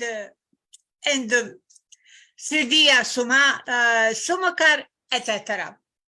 Today, through a presentation, I will present the wide range and impact of COVID-19 on agriculture, human health, nature resources, and climate change, which play an important role in a segment of life on plentiful earth. One of the biggest challenges in managing in the food sector during a pandemic crisis is sustaining a robust food security system and adapting the right strategy in correlating the consumer need and requirement with those food safety to producer, the distribution chain, the economical environment, and waste management. The restriction on people global movement, accommodation, and service in the measure tend to reduce the spread of COVID-19 have distributed food environment around the world and force the completely redesign and optimize our systems using existing resources from a more sustainable perspective. The specific impact of the COVID pandemic on agriculture and nature resources. Food security. When all people and time have physical, social, and economic access to sufficient, safe, and nutritious food that meets their food preference and dietary need for active and healthy life, source United Nations Committee. A community enjoys food security when our people time have access to nutrition, safe, personality acceptable, and cultural appreciated foods produced with environmentally and social just. Fourth dimension to food security, food ability, food accessibility, food sustainability, food utilization. Global Food Security Index 2025 is bad situation in world. Number of people, country facing good food insecurity. Security post six years. This problem today. Dr. Yelena, we don't see the presentation no more. We lost your presentation, Dr. Yelena. Mnogo. Ne vidimo ti, ja ti ne vidim ništa na ekranu. Pa moram onda da skratim, znaš, napravit ću sada. Sad ću napravit ću nada ovako. Ajde, molim te, ne vidim. Evo ovako, evo sada. Vidiš sad? Da. Sad vidiš. Okay. That's okay.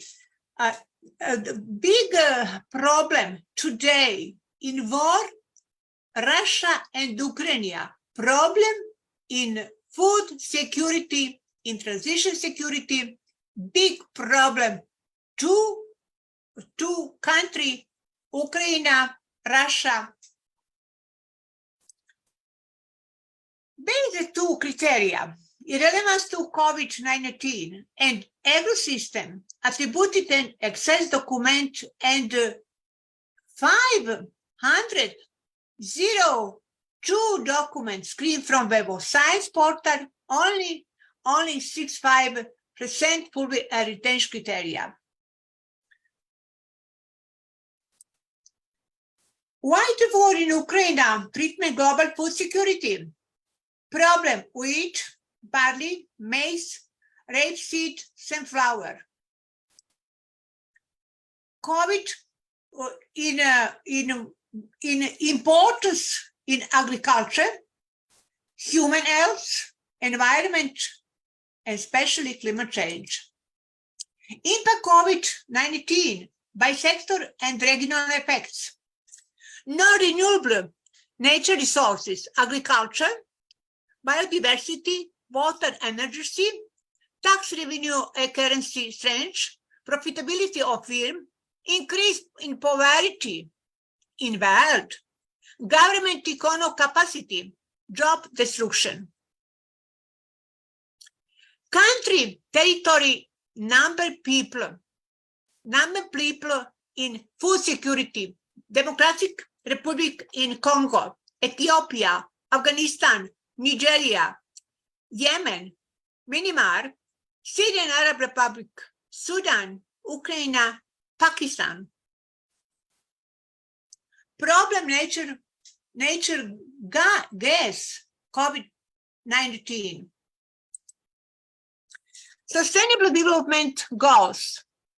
Final Grand Mosaic, land sharing, land decision, climate change, global deal for nature, COVID pandemic, realize local economic, big problem. Characteristic and intensity of impact. Diseases, decreases working capacity, social discord, physical, mental, death, stress, trauma. Current risk healthy estimation will increase in global warming, exacerbating diseases and illness, reduce work capacity in the world and pandemic. Global climate change, directly and indirectly contribution of the spread of diseases and premature mortality. After climate change, indirect and direct. Big presentation, I'm sorry. Which climate change at human health, climate change, temperature, precipitation, and water. Indirect effects are in environment, ecological change, and consequence caused by climate change. Indirect impact, harm, illness. The main group effects are physical, biological, and economical factors affecting human well-being, health, and ability to survive in any condition, but climate change will excellent intensity impact it. It is expected the climate change will affect epidemiology of many diseases, spread and control infection diseases, well, physical and mental health are in hygiene condition as social and individual. In climate change continues in 4 cases, the human health risk will be statistically and likely affected from moderate to very high degree convenience. Map COVID-19 outbreak. COVID is by country. Not all impact human health related to climate change in anaerobic. I please title slide. Direction and magnitude change of selected health impact at climate change confidence level are assessment based in IPC guide on increasingly. Example impact associated a projected global average surface warming relative and pre-industrial epoch. Increased average temperature, intensity climate change impact in human health at present and the future, evaluating adaptive capacity. Climate change effect on human health and divided into primary, secondary, and tertiary. Great professional work outdoor climate change. Secondary effects include intense infection diseases and change sustainability. Climate change Territory affected human health, increase from indirect more complex and long-term. Vulnerable group of the population effect by climate change. Scientists and scientific point to version aspect individual or today society, biological, more sensitive or climate change related health risk in the past. Affect urban, Queensland increased impact and reduced body difference. At present, with the projected global climate change, keeping state with the growth, the wealth population, the wide distribution of population density, wealth in growing demographic agenda. Until middle of 21st century, effect of climate change will manifest, escalate all already existing public health problems, promoting development of chronic diseases. Climate change, vector-borne diseases, is very dangerous vector disease. Or climate change in between different public association, economic group. Impact exceptional environmental condition health. Climate change concerns the both population in Europe. Europe's slum is a dangerous situation in Europe. Drought about increase risk natural fire. It affects directly the population living areas fire and the future around. Climate change maximum daily temperature. Radiation, UV radiation, affect radiation human health. Expresses minimum temperature with reduction cold related age. Most climate change scenario forces significant increase in frequency, intensity, rainfall, and the test participation will cause worsening risk and flood. Climate change risk flood frequency, affect flood, decrease water stream, pollution, climate change water availability due climate change, change food production and affect by several environmental factors such temperature, big problem. Climate change affect yield culture and diseases. Million people living chronic short term. Big problem, climate change promote illness. Person captive pathogen, much pathogen. Climate change pathogen, viral infection, bacterial infection, virus, etc. And bacteria, intestinal bacteria is problem future. The increase algae is problem, cyanobacteria toxin, allergen.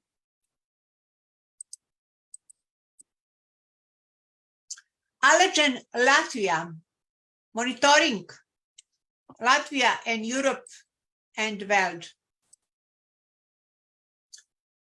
Spore, serious allergen.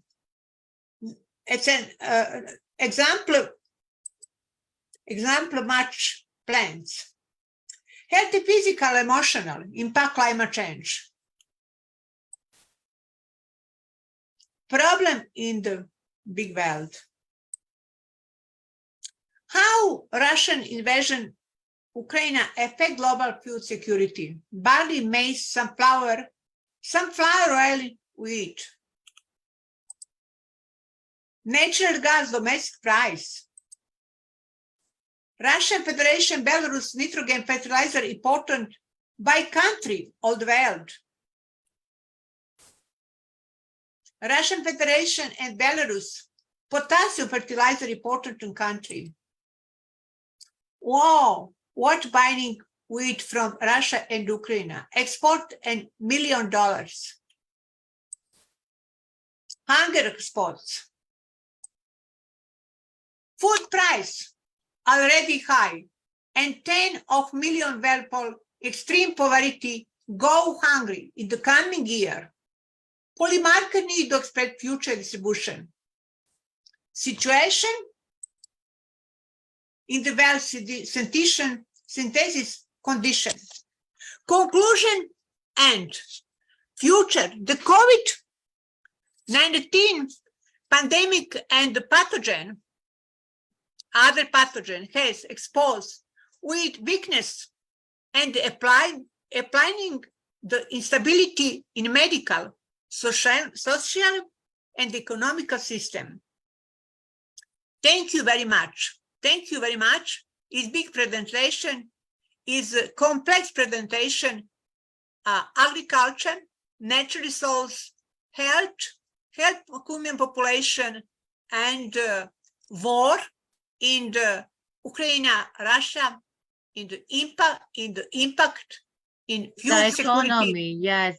Dr. Economy, Elena, economy. wonderful. It was really amazing. You gave us this situation, especially for us who are living in Europe. We feel that high prices every day, big inflation, big attack on our food and everything, Yes. what we are doing on our environment. Thank you. Thank you for this great Thank you for presentation. attention. Much hand for hungry in the world. Much. Thank you very much, my dear Nada. Thank you very much, my colleague. Thank you very much. All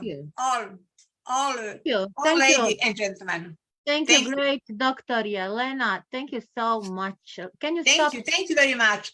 Thank you very much. Sharing? Stop sharing, please. Stop sharing. Okay, great, wonderful.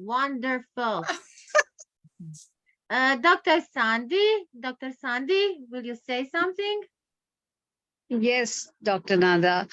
Definitely, we all look forward for a prosperous post-pandemic future, and we have got so many inputs from Dr. Yelena, and we look forward to a sustainable future, and we've learned through the pandemic now. Yeah, so can we go ahead and call the next speaker?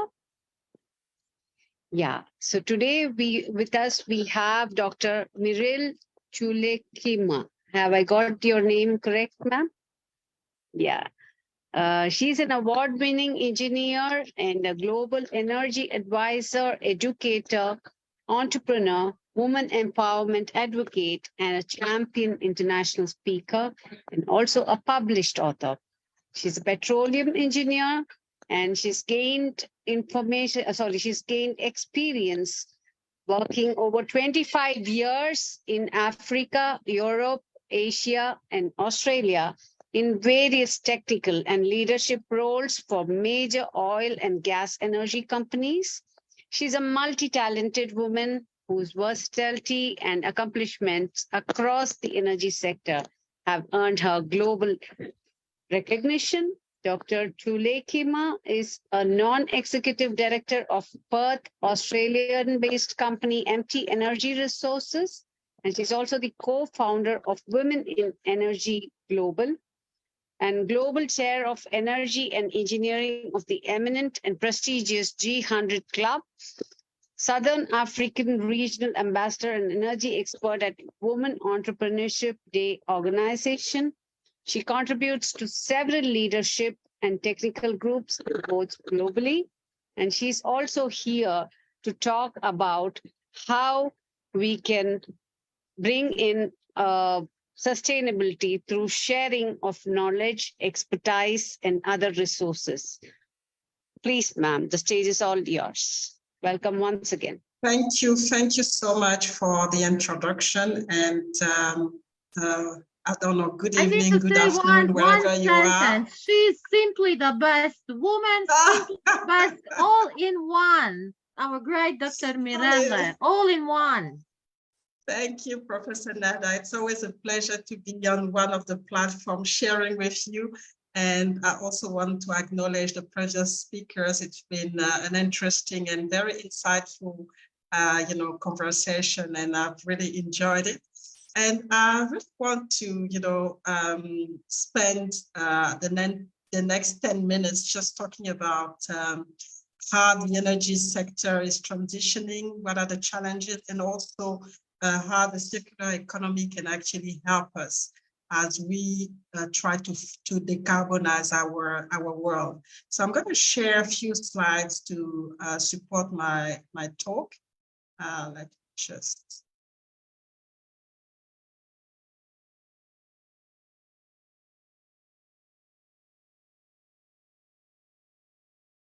So can you see the presentation? Yes, it is great. Yes.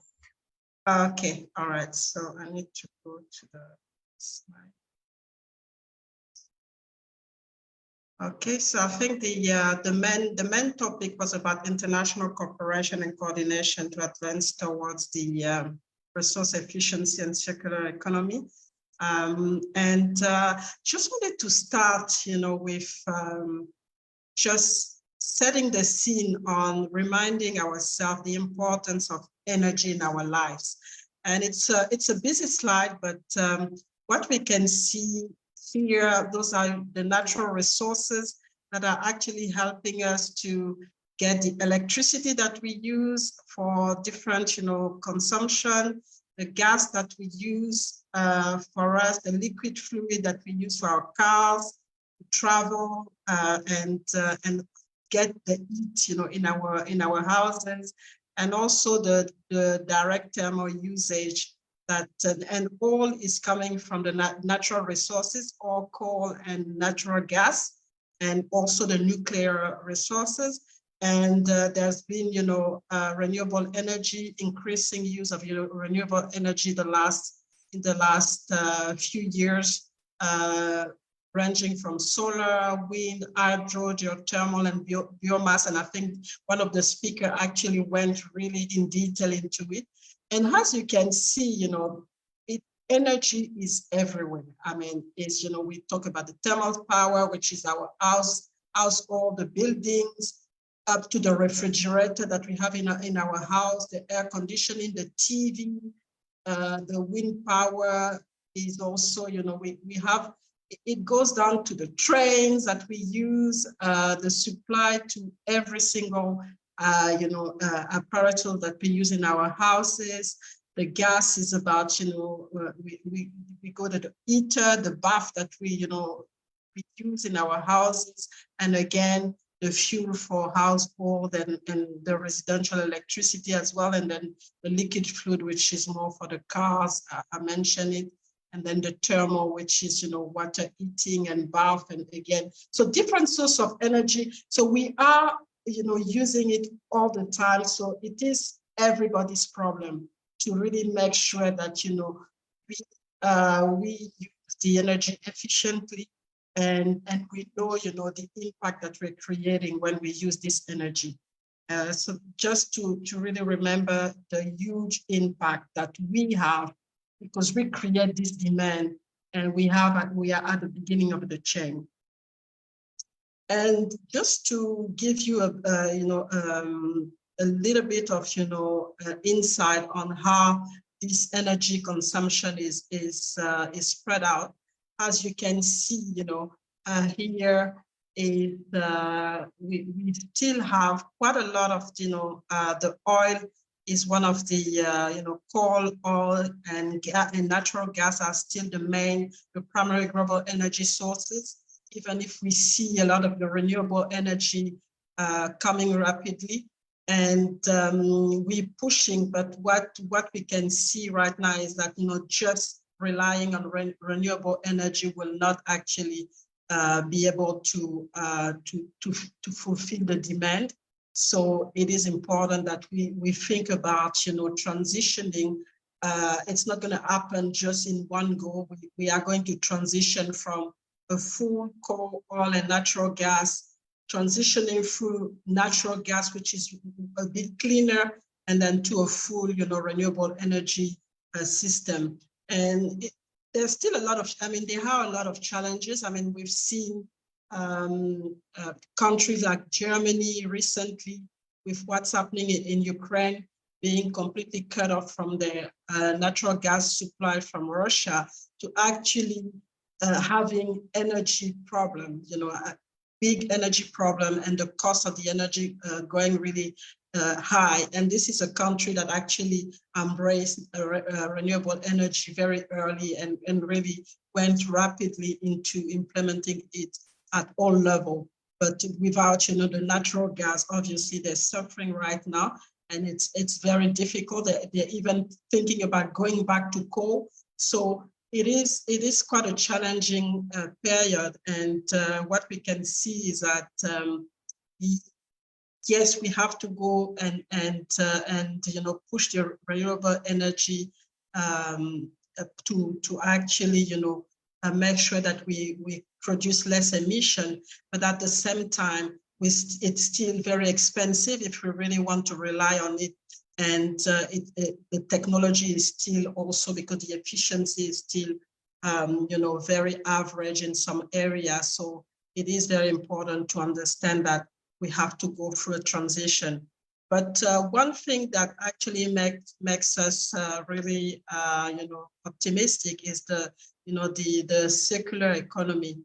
And what we can see that we see that the circular economy can do is to transform the current linear economy that we have into a circular model that can reduce the consumption of the finite material resources by recovering material from waste stream for recycling and reuse, and using the products longer, and exploiting the potential of sharing, and the service economy. So just to give you an idea, I think, you probably know mostly what's going on.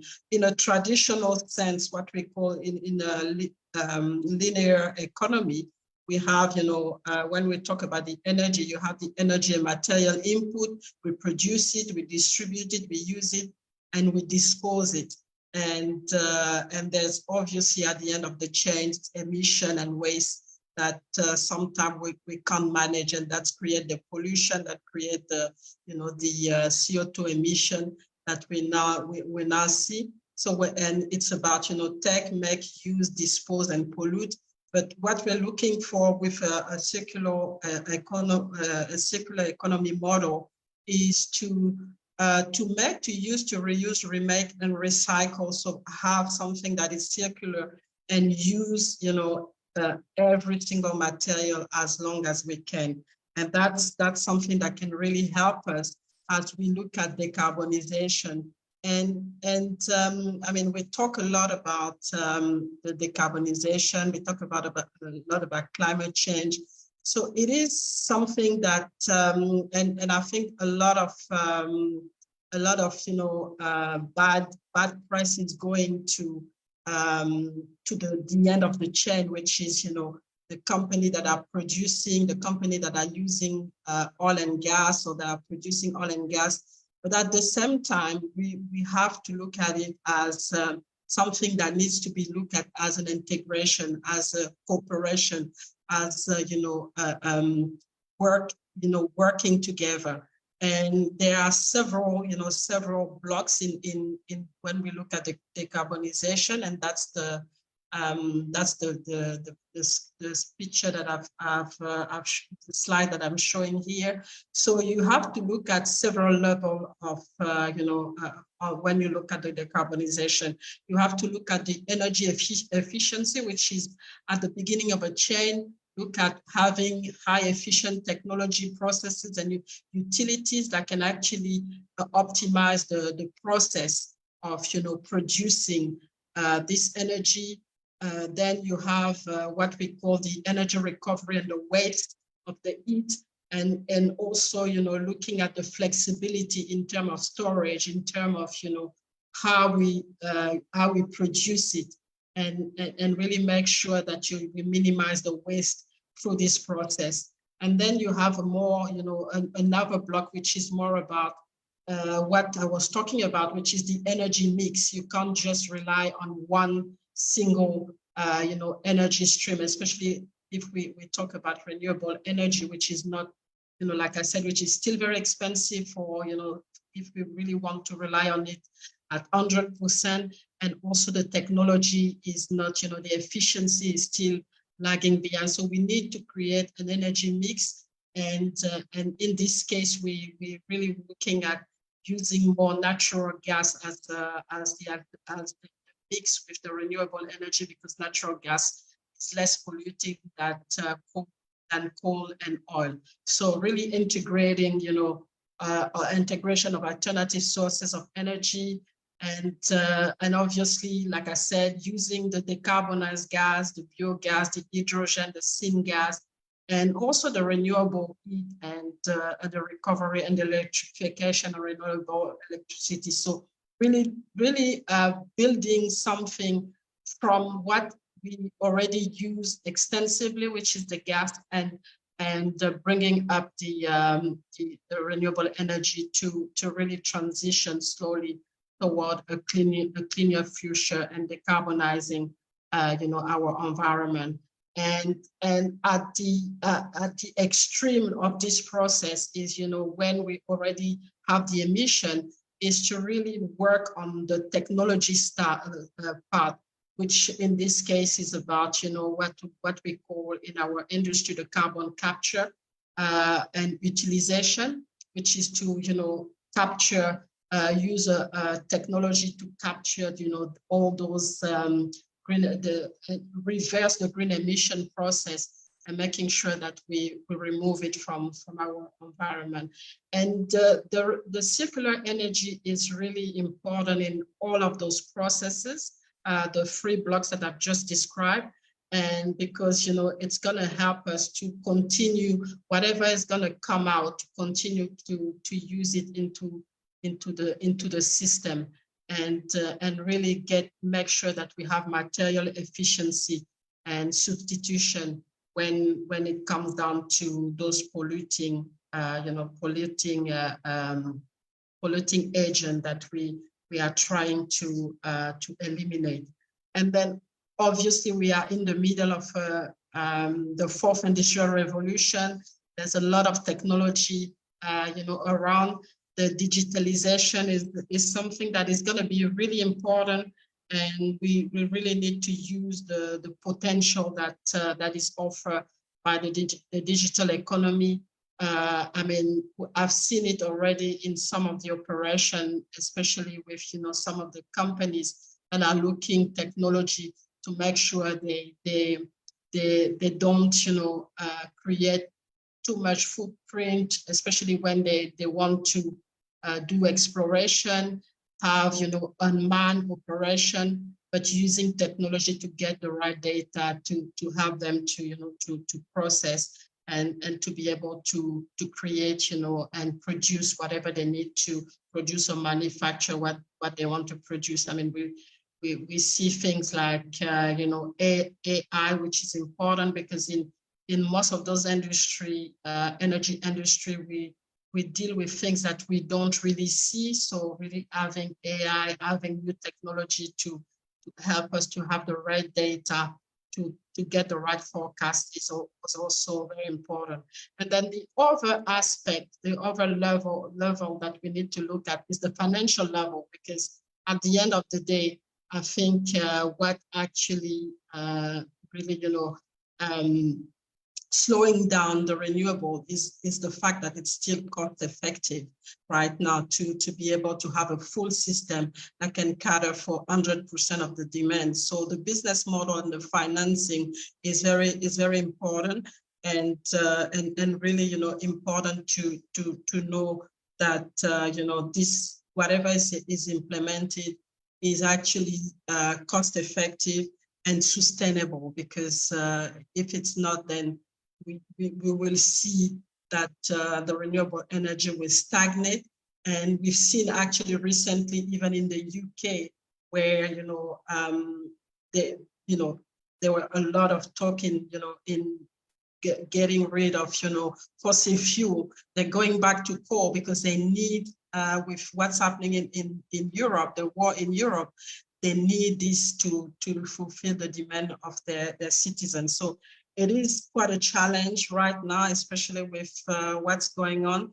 But at the same time, it is important that we understand that it's going to be, a transition. It's not going to be going from straight away to renewable fully, because there are a lot of factors that still need to be looked at.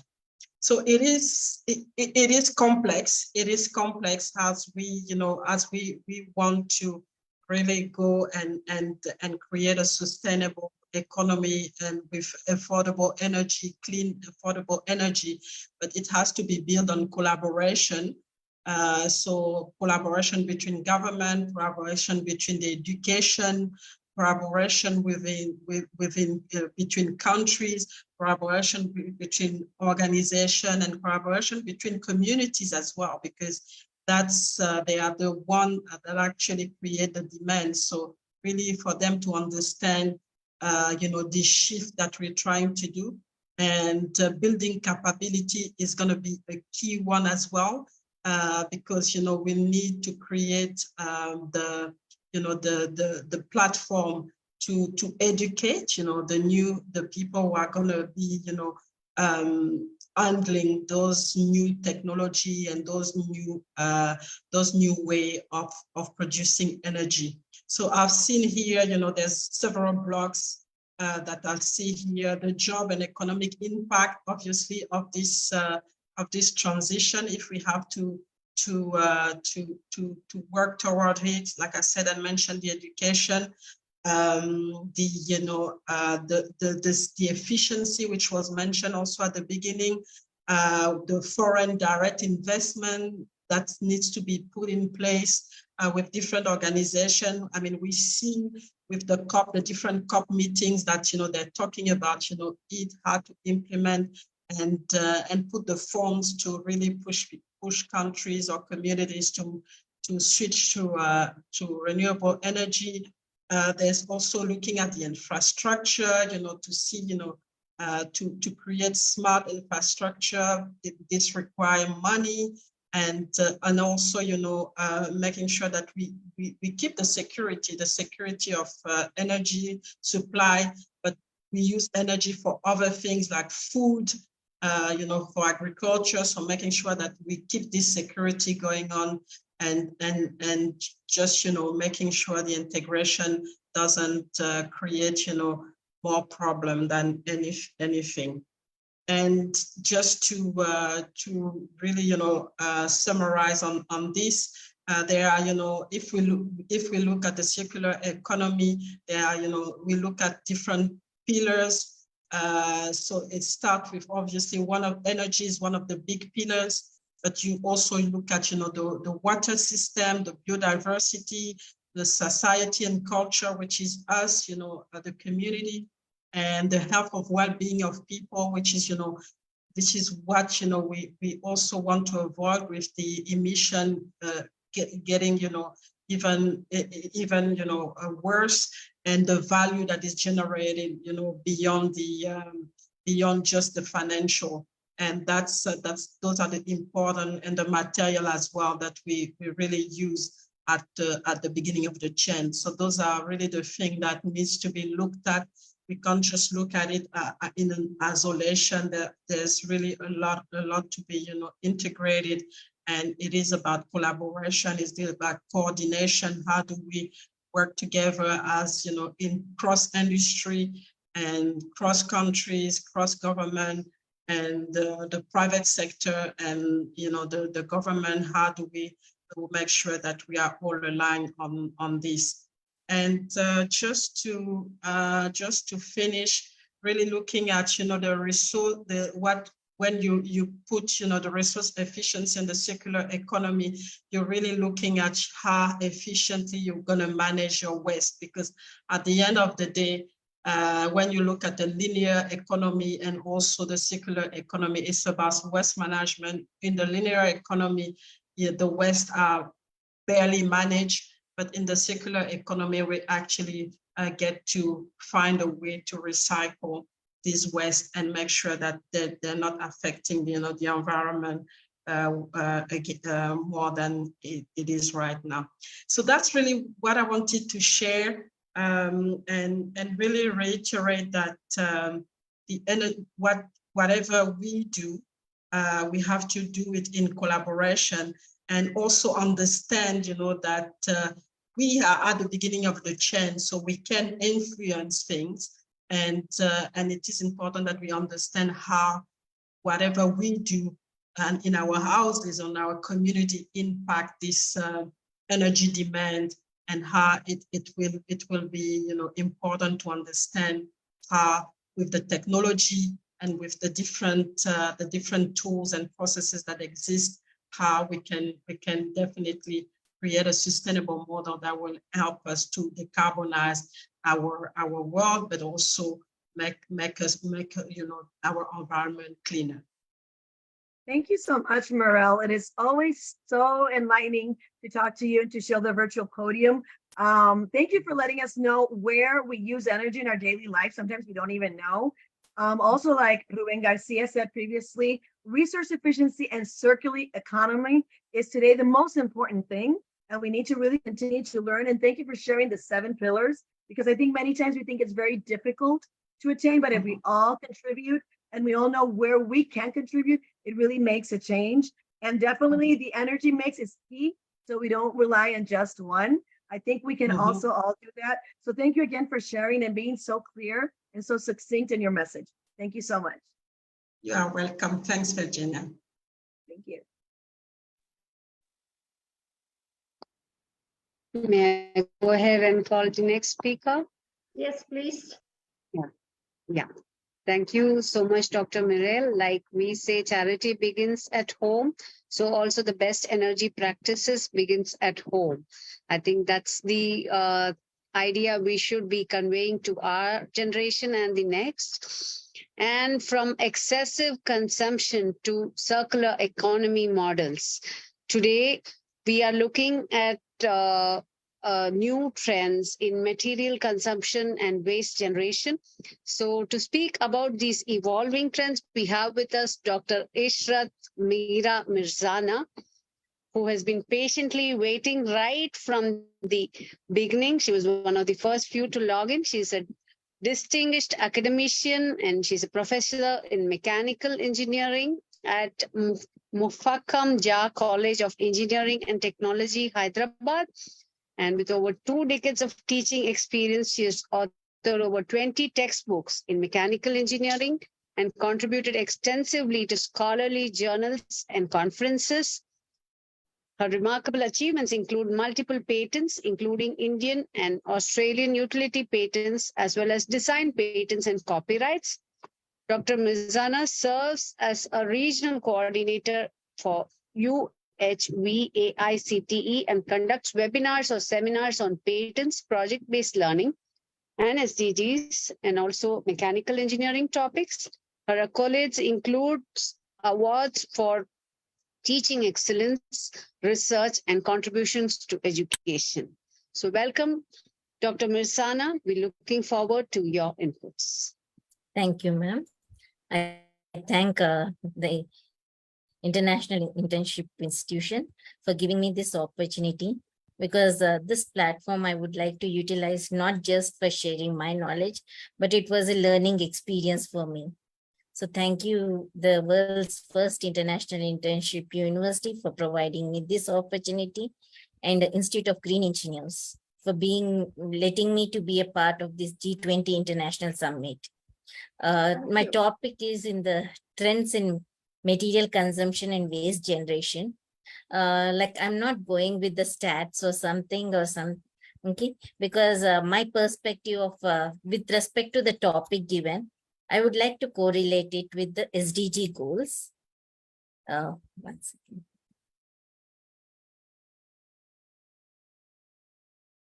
Yeah, like every one of us are well aware about SDGs.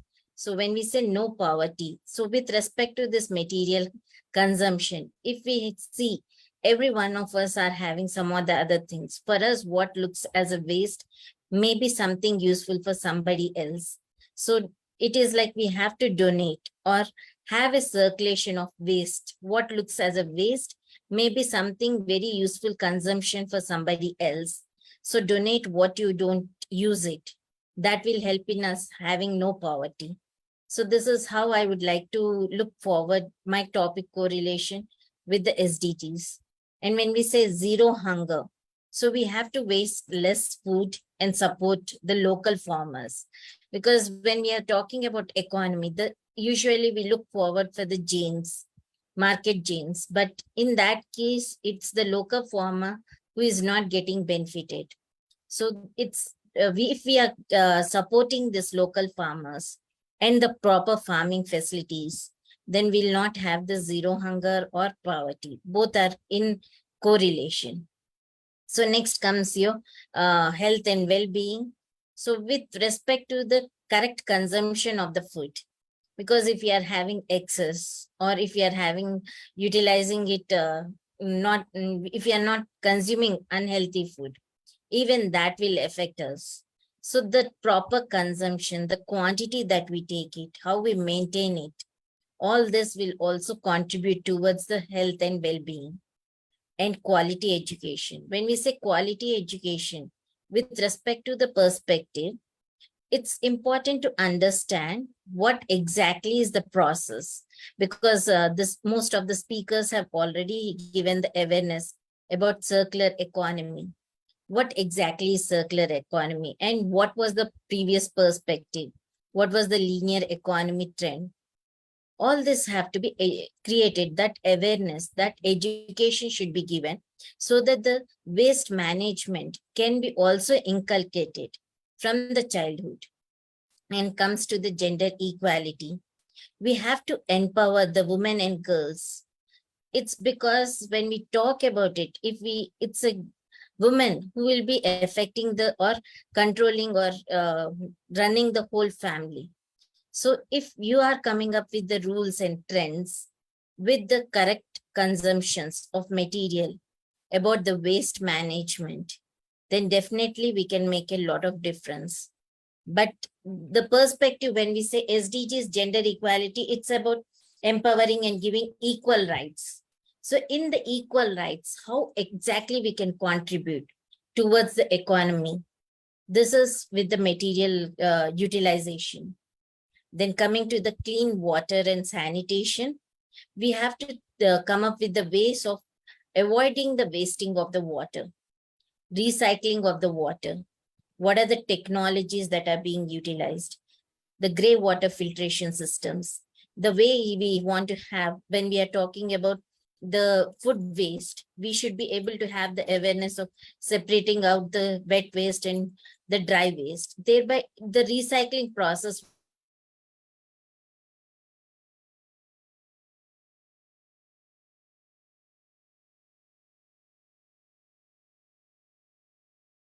when we are talking about affordable and clean energy, this energies, we have to work towards the sustainable energies rather than renewable energies. What exactly is that is when we are talking about the renewable energies. If we take the solar energy itself, we are utilizing solar panels. But for the production of solar panels, we utilize the silicon. Its production process, it's again harming the nature. So we are again, though we are saying we are using natural resources, it is impacting the climate, which is your SDGs 13. So we have to come up with innovative ways of utilizing the technologies or the know-how The technology know-how should be changed so that we can have the affordable energy. Then we talk about the decent work and economic growth. That is, we have to create jobs. The jobs should be green jobs because we are having one planet. There's no planet B or plan B. So we have to create green jobs wherein the youth will be working towards the economic growth. At the same time, will not cause any harm to our planet Earth. Then we talk about industry, innovation, and infrastructure. We have to fund the projects which provide the basic infrastructure. So the consumption, the most consumed material worldwide is concrete. The concrete has the highest green gas emissions. The other way to provide a solution for this is we can think of the plastic waste. The plastic covers which are there, or the plastic, whatever is there, it can be compacted and we can come up with the bricks. So those can be built up, utilized for building a block of a home. So it's about the whatever waste is there, it should be recycled and reused. So that should be the perspective when we are talking about the industry, innovation, and infrastructure, and reduced inequalities. So support, when we are having excess, it should be supported to the others. Then comes the sustainable cities and communities. So when we talk about this, it's about, instead of using this, most of us have been following, like we use the carpool or we have to use the public transportation, because in that case only we'll be reducing the carbon footprint. Next, more correlated to my topic is the responsible production and consumption. So we have to think in lines of recycle, paper, plastic, whatever is there, can it be recycled? The way the resource is being produced, can it be the resource itself can be recycled one? So that's how, from that point of view, the source, then production, then consumption and waste. This is the linear economy. But if we talk about the circular economy, as Madam has already covered the topic, I'm not going in much detail. So we have to think about the conversation of this waste energy, whatever waste disposable is there, that should be the resource material for my production. Then climate action, we have to act now to stop this global warming. So we have to reduce the greenhouse emissions. Then we have to work towards the reducing the carbon footprint. This is possible if we really focus upon how material consumption we are doing. What is that trend we are following? And to protect the water below the earth, life below the earth, we know that we are the maximum harming the environment by the utilization of plastics. So the plastic consumption has to be reduced drastically. The life on land can be protected if we plant a tree, and we have to protect the environment. So this awareness, when we are saying consumption, it's like we have to protect the earth, at the same time come up with the new, because if we are talking about planting a tree, from the tree we get the fresh air, and at the same time it will help in building up our health, and at the same time there are many utilities. There are ways of utilizing it for the health purpose and all those things. And when we are talking about it, we have to raise our voice. What is wrong, right is right. So when it comes to the production, because it's already a trend of using our natural resources and coming up with the benefits and all that. But we have to raise our voice, like to work to protect towards the environment. If we can't stand up for that, then we are not able to achieve the SDG 16, that is justice. And right now we are with the partnerships, and we are coming together from different platforms so that we can create this awareness of 3 Rs. So coming to the facts and figures, as per the SDG report, we can see that the consumption, total material consumption, domestic consumption has increased globally. And it is, and that's the reason, though we have seen that how as human, We are the ones who are polluting the environment much more. And during the COVID period, we have seen how nature has tried to rebuild itself when we were not intervening with it. But it's not possible all the times. We have to live in harmony with the nature, but not work in against with the nature. And we have seen that there is a steep rise in the Eastern and Southeastern Asia, especially for the domestic material consumption, which needs to be reduced. And there's a world food that is being wasted. The world food was lost after harvesting, but before reaching retail markets. What is the cost for it? Because we are not looking like whatever we are getting the product from after the farming. Are we coming with the techniques of production of the same? Are we having the warehouses which are very protecting our food that is being generated? Whatever vegetables we are having, can it be solar dried? So the technology development, whatever is there, should contribute towards it. And an estimate of 17% of the total food available to the consumers is wasted at household, food service and retail levels. So as I said, the consumption and the trend should start at the individual level. Because when we are talking about the food that is being wasted, goes into the landfills. Thereby, it will be leading to the greenhouse gas emissions. The e-waste has been increased drastically. So how to recycle this e-waste? Whatever systems, usually in an IT industry, they utilize a laptop or anything for just 3 years and they just put it in recycle. Instead of that, there are ways of the same system can be provided to a government-aided schools or whichever community underprivileged people can be utilizing for that. Or there are there are different components in it. There are useful materials. There is minerals which can be extracted from this waste. But the extraction process, whatever is being followed, should be such that it should not harm the nature. Coming to the trend of material consumption and waste generation, with respect to the perspective, I'm not trying to give it a global market perspective, but at the individual level, if we see at the individual level, previously at an older age, the economy, the earning power was less. At the same time, the consumption level was less. Whereas now, because we are blessed to have a good earning power, we just waste the money by by buying things beyond our consumption. So this at an individual level, and awareness is important.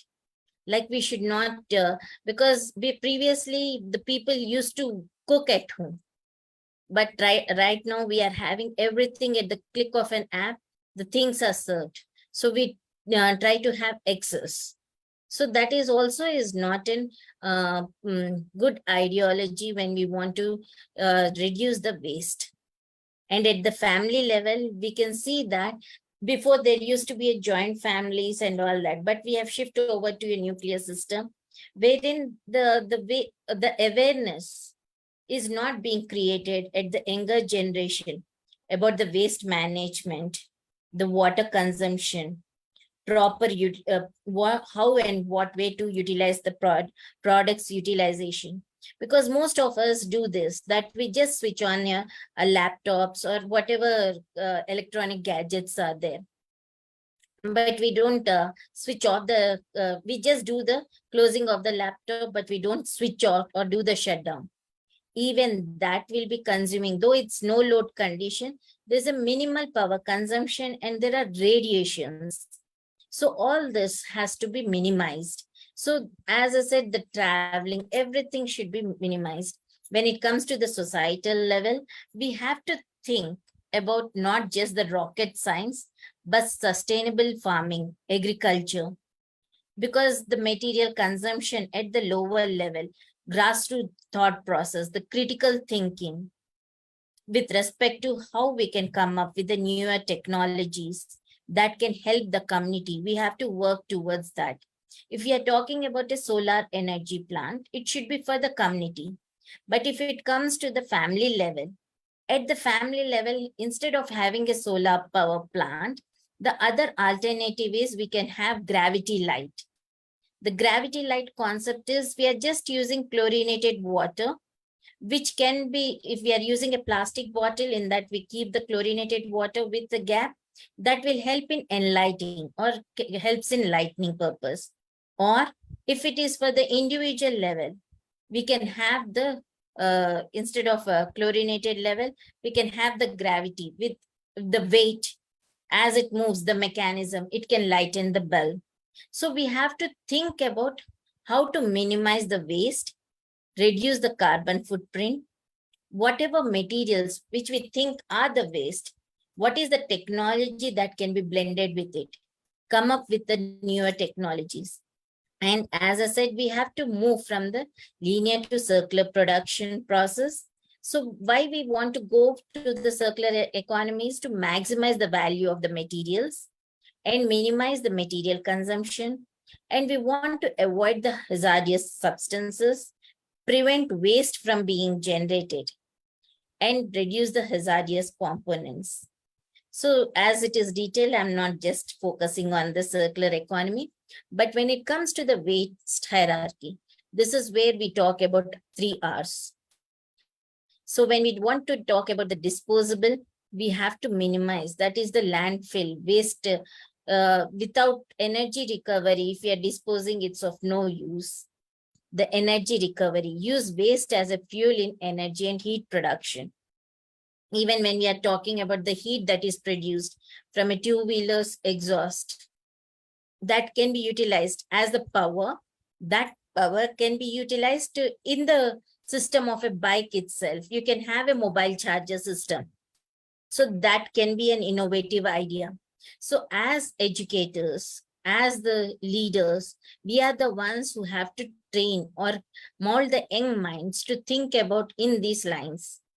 Recycling, reprocess the waste for use as a secondary raw material.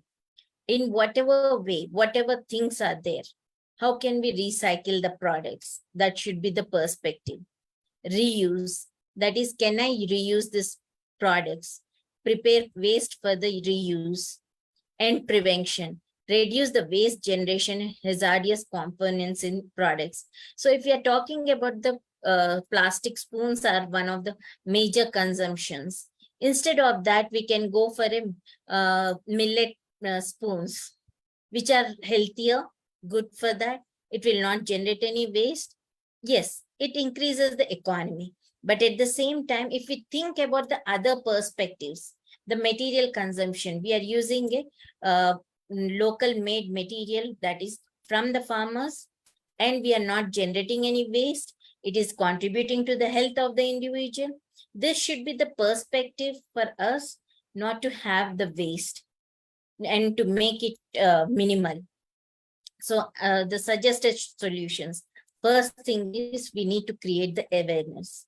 Without the awareness, creating a thought process, because if we are creating this thought, it's like we are imbibing a seed within every mind that we have to have the responsibility of not creating waste, but proper material generation. And when we are talking about the institutions and everything, we think that there are canteens where the food is being generated. After some consumption, people leave it. Instead of that, that food can be stored somewhere, can be provided as a food bank. That is also a thing. And we have to work towards the sustainable food production. And while consuming to the retail market also, instead of using the plastic, can we have it? Everyone, when they're as an individual responsibility, can we have your own bags or your containers itself, go and take it from that market? Instead of that, we have to think about the sustainable technologies.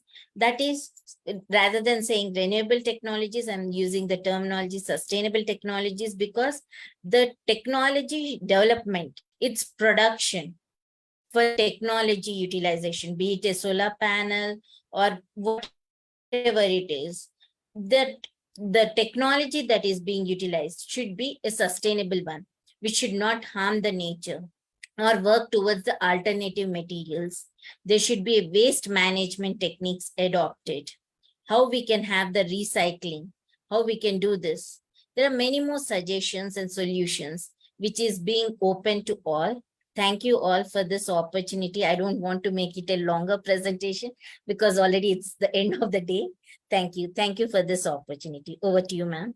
So much, Dr. Israt. I am so excited for everything that you presented today because it's so understandable and it shows where we are at, how we can contribute, how it can be made different by us. I loved also the fact that you put number one, awareness, as one of the solutions. Awareness is education, and that is what we do here at IIU. So I'm really, really excited about everything that you proposed.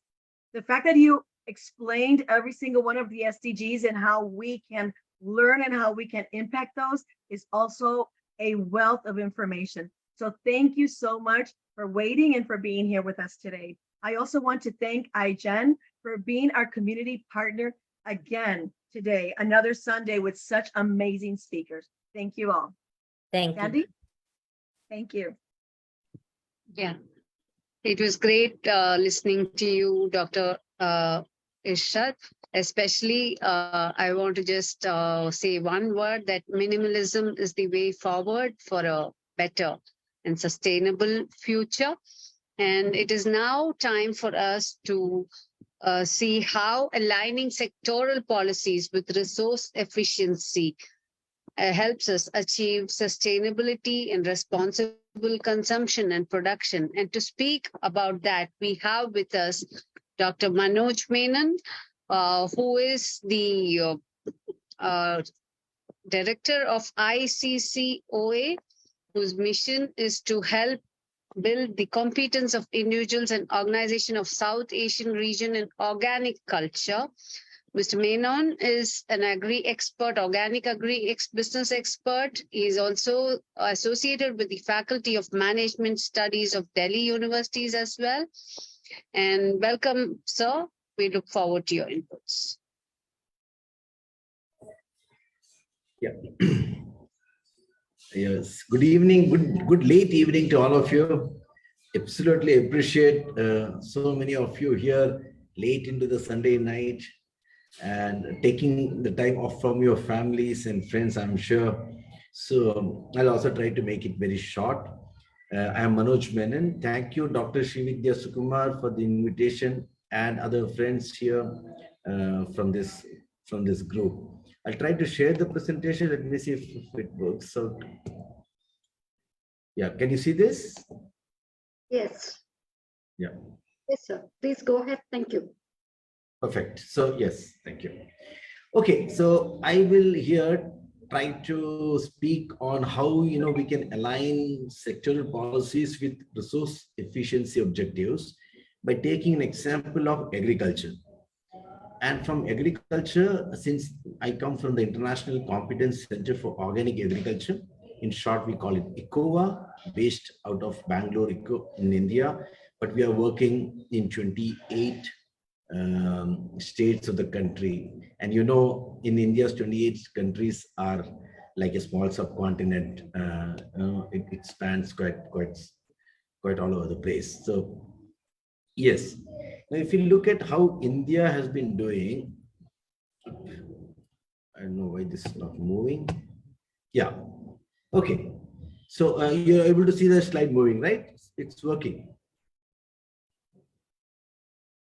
Okay. Yes. Yes. Okay.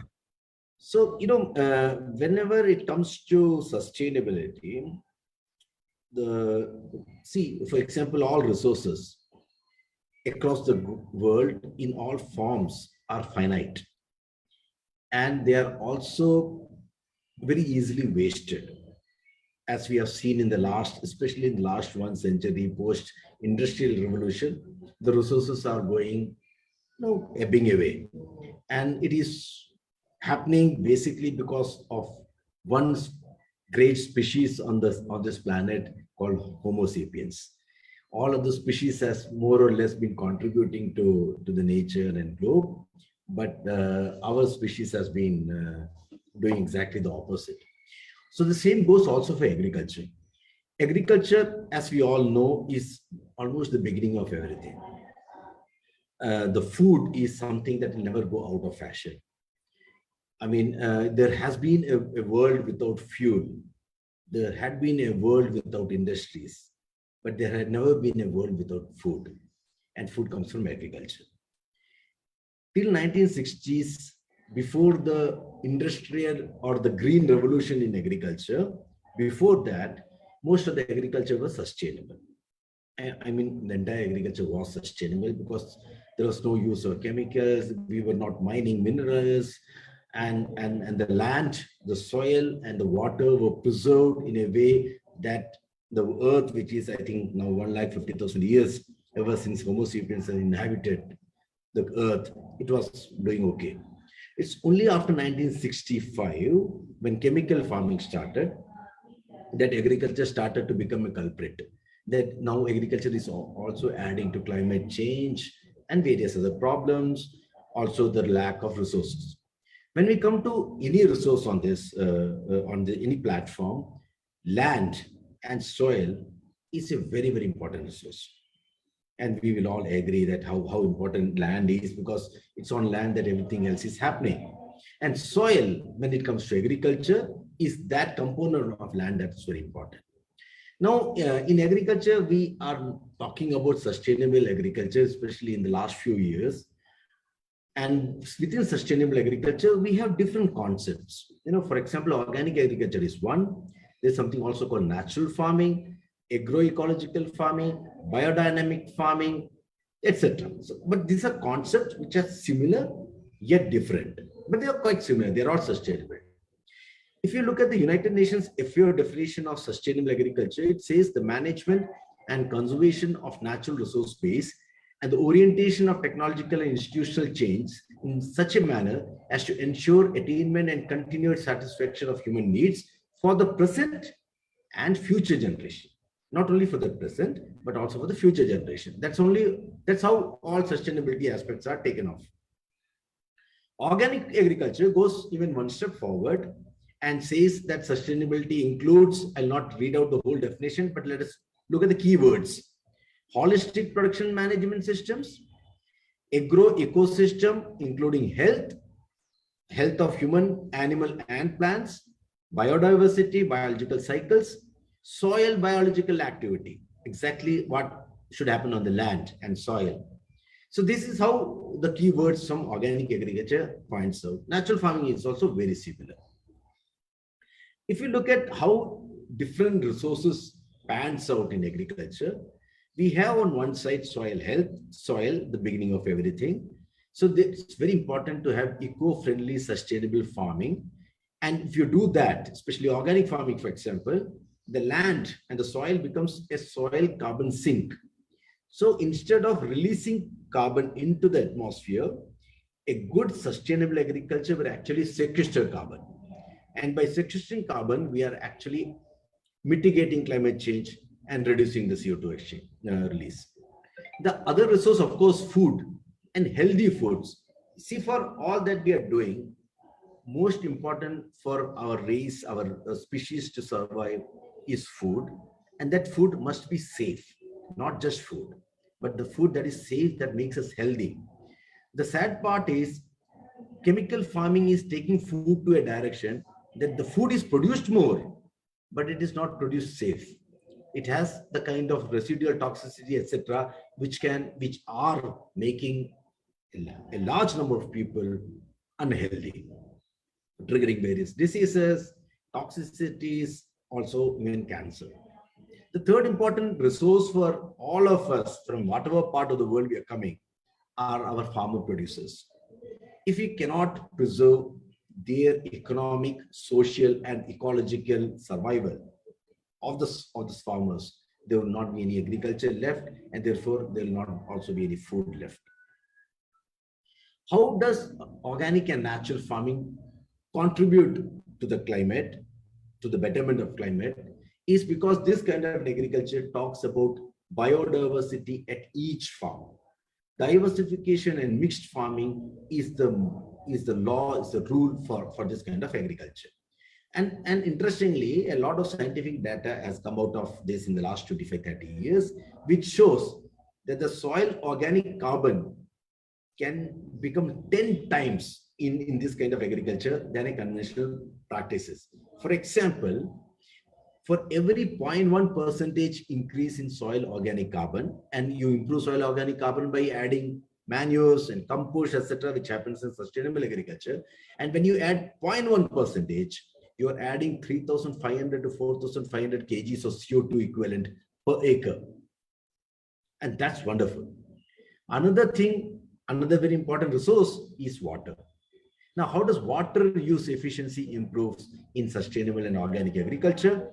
Is, as you can see, for every 0.5% improve in soil organic carbon, 80,000 liters of water can be arrested and conserved at the farm.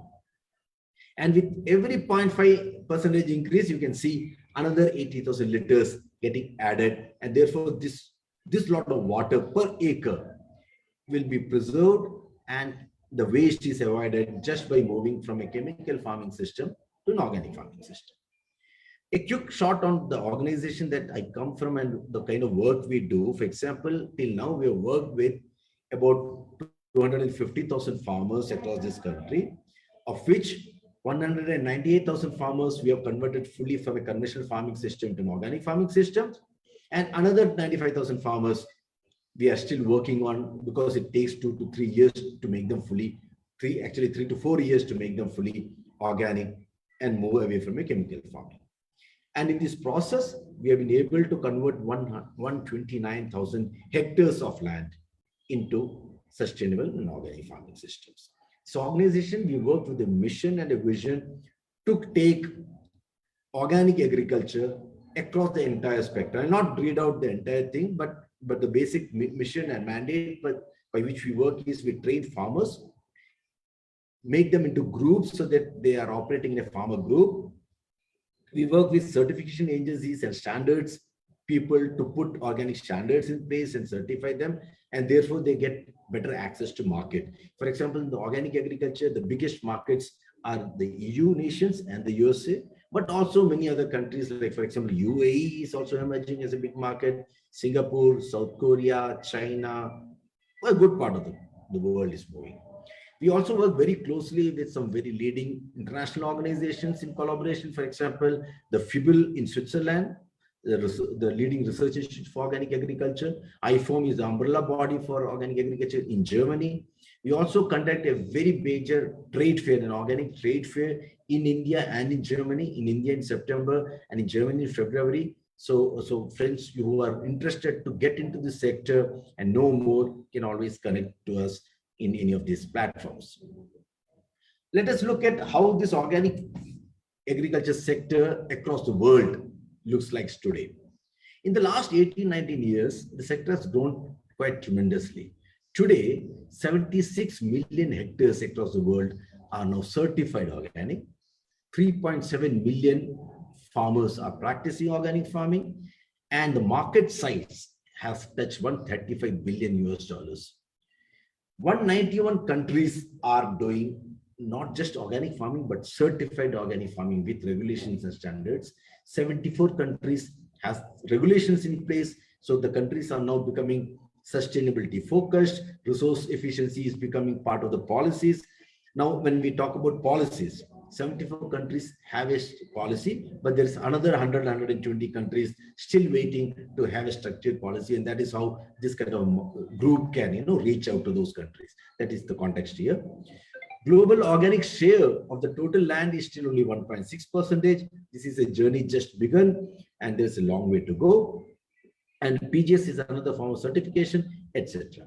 Now, when I look at my country, this is the kind of graph growth that India is seeing. When I started in this sector in 2005, around 19 years back, India had only 42,000 hectares of organic land. Today, India has 53 million hectares of 5.3 million hectares of organic land. And there is another organic system called the participatory guarantee system. This is something that the farmers themselves do. That has also reached around 9.25 lakh hectares in that kind of an organic farming. Now let me switch quickly for the next 3 to 4 minutes on another very important resource efficiency parameter that can help agriculture and our food become more sustainable, is this food called millets. I do not know how many of you are in touch with this thing or are aware of this thing.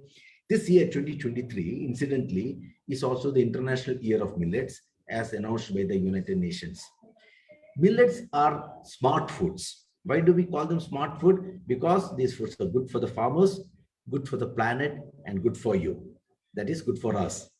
Because this is a crop that is grown with very less water. Actually, 1/10 of the water that is required to grow paddy. And also it requires very minimal use of fertilizers and chemicals. In organic farming, we do not use at all. But even if a millet is grown non-organically by general farmers, conventional farmers, there also the use of pesticides and chemicals are minimal. They grow in very, very subsistence soil, and these foods are very healthy. You can see across the world, millets are grown and consumed. For example, in the country India, we have 9 different kinds of millets: foxtail millet, finger millets, barnyard millets. All these millet crops are substantially nutritious. They are very good for people with diabetics or such kind of issues, because they are called low glycemic index foods, and it has no gluten. So this is also something that's just to show us a few pictures of how millets look like. Many of you from different parts of the world would be aware of sorghum, pearl millet, finger millet, foxtail millet, little millet, kodo millet. And these kinds of millets, look at this chart before closing. If you look at how these millets are so much more nutritious, more nutritious, you can see, for example, if you take the example of finger millet and look at calcium, the calcium present in this one crop is 20 times more than wheat or paddy or any other crop. At least 10 times more calcium than wheat and 20 times more than paddy. Similarly, if you look at each different thing, like barnyard millet, very high in crude fiber, foxtail millet, very high on proteins and fats.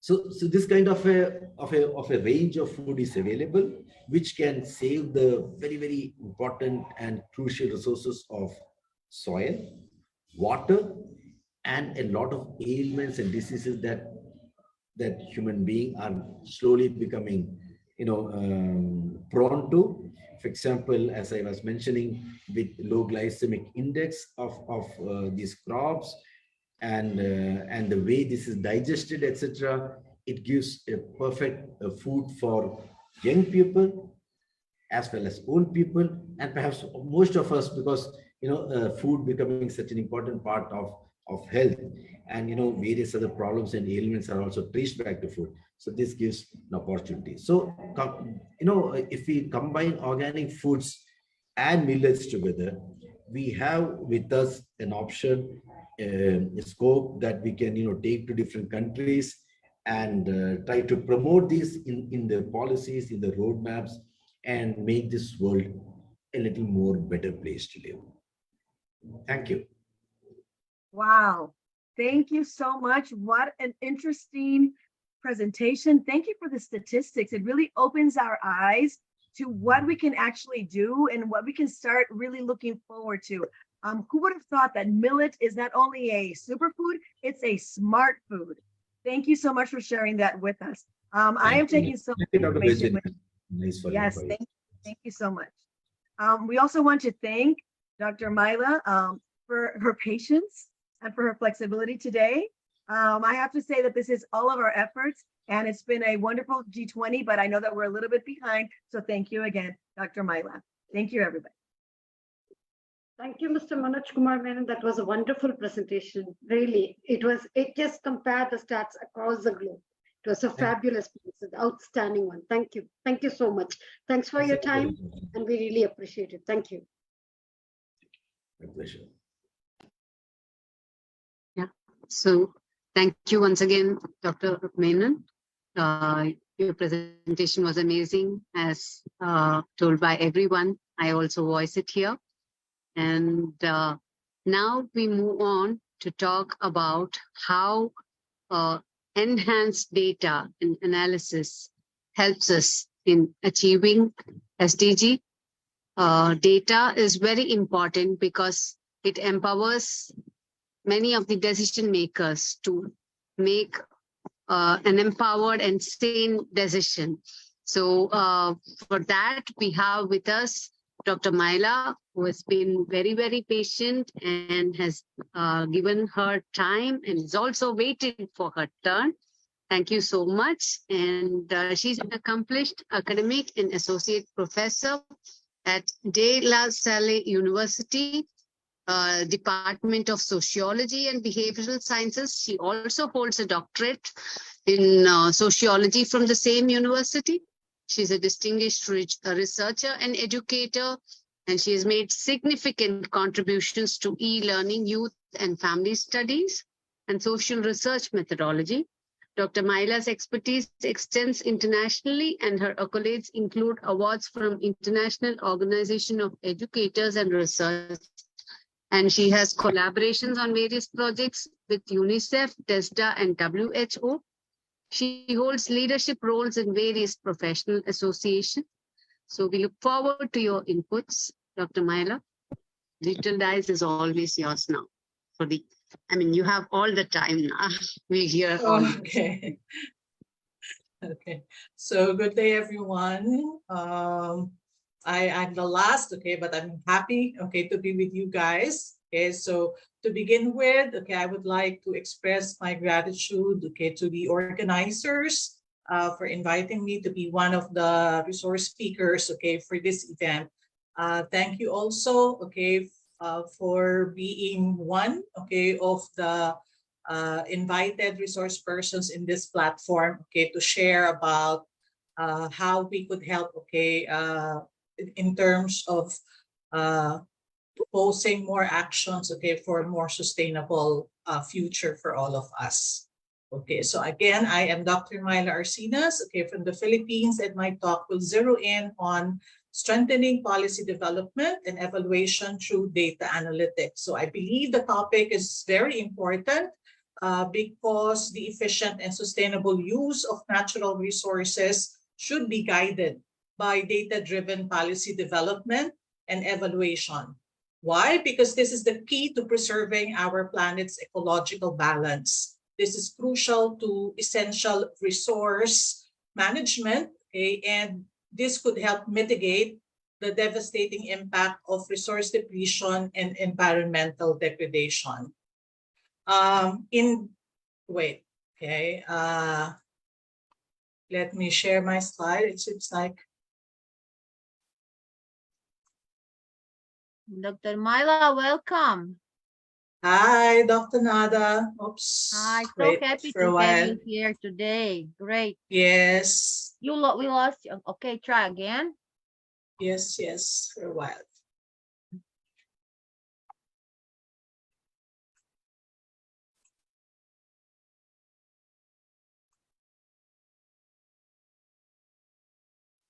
Dr. Maila, it is so late on Philippines now. Yes. 1 at morning. And Dr. Maila is with us 1 at morning. Dr. Maila, thank you. Yes, can you see my screen? Is it working? But not a full screen yet. Please try. Wait for a while. Let me stop share. Having problem with it now.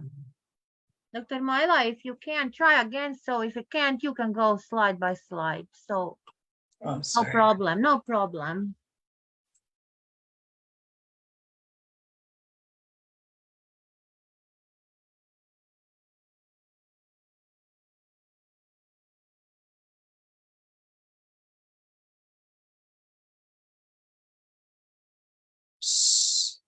Oh.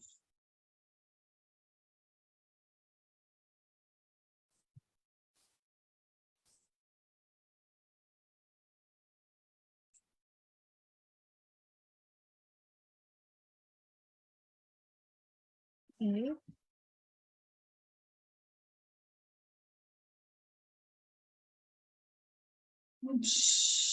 Great, Dr. Myla, great. Try to move the slides. Try to move Yeah. Try to move so we will see.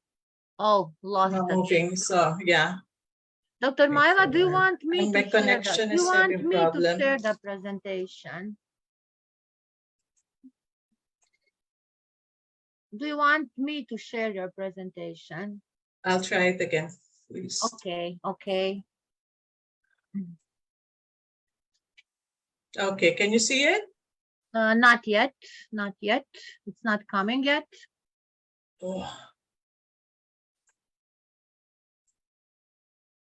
I think, okay, it's coming. It's Okay. working now? Yes, but okay, try to change a slide. Okay. Try to change the first. Great, Dr. Myla. Is it working great. now? Yes, it is working Okay, now. thank you. Great. Okay, so let me move now. Can you see the screen? Yes. Sustainable cities. Okay, so let me continue my talk. Okay, so in this slide, okay, you are seeing the 2022 top 20 sustainable cities from the Arcadis Sustainable Cities Index. In this index, okay, you would see that it's the result of the 100 cities rank, okay, according to 51 metrics across 26 indicator teams, okay, and from this rank according to 3 important pillars of sustainability. So we have planet, people, and profit. On top of this, okay, you will see on the #1 spot, okay, the city of Oslo of Norway, followed by Stockholm City of Sweden on the 2nd spot, and Tokyo City of Japan on the 3rd position. If you are to examine, okay, this result, okay, you would see that 13 of the cities are actually from Europe, 5 from the United States, 1 from Canada, and 1 from Asia. So to be part of this top 20 sustainable cities in the world, of course, would not be easy. It needs a lot of resources and collaboration of various stakeholders to work together to implement data-wise based policies. Okay, so for policies to be effective and of great impact, okay, to promote and achieve sustainable future, it is proposed that we should have a data-wise based policies. Data-wise stands for data-driven analysis and transparent action for wise evidence-based policies. Using this, we would be able to drive more efforts, okay, to more data-driven analysis to inform transparent actions in the creation of evidence-based policies. It basically underscores, okay, the idea that well-informed policies are rooted from good data and good analysis, and of course, the commitment to transparency. Oslo and Japan made it to the top 3 because of their effort to embrace data-wise based policies. In this slide, okay, you will see the effort, okay, of Norway, okay, to develop a policy, okay, that would help sustain a good future, okay, for their citizens. So Oslo is actually the #1 sustainable city in the world, and Norway is known for its Norwegian strategy for a circular economy. So a while ago, okay, it was discussed and of course presented to us. So Norway's strategy focuses on transforming their country into a circular economy powerhouse. So the policy is grounded in the data-driven analysis of resource consumption, waste generation, and environmental impact. So by setting clear goals and targets supported by solid data, Norway has been able to make it to be at the top. So with this, Norway is basically striving, okay, to reduce its ecological footprints and enhance resource efficiency using the 3 Rs. Of course, as mentioned a while ago, reduce, reuse, and recycle. Japan, okay, is actually in the top 3 with Tokyo in its position. So this relies heavily, okay, on Japan's basic law on establishing a sound material cycle society, which is very much known globally. So Japan has been a pioneer in resource efficiency policies.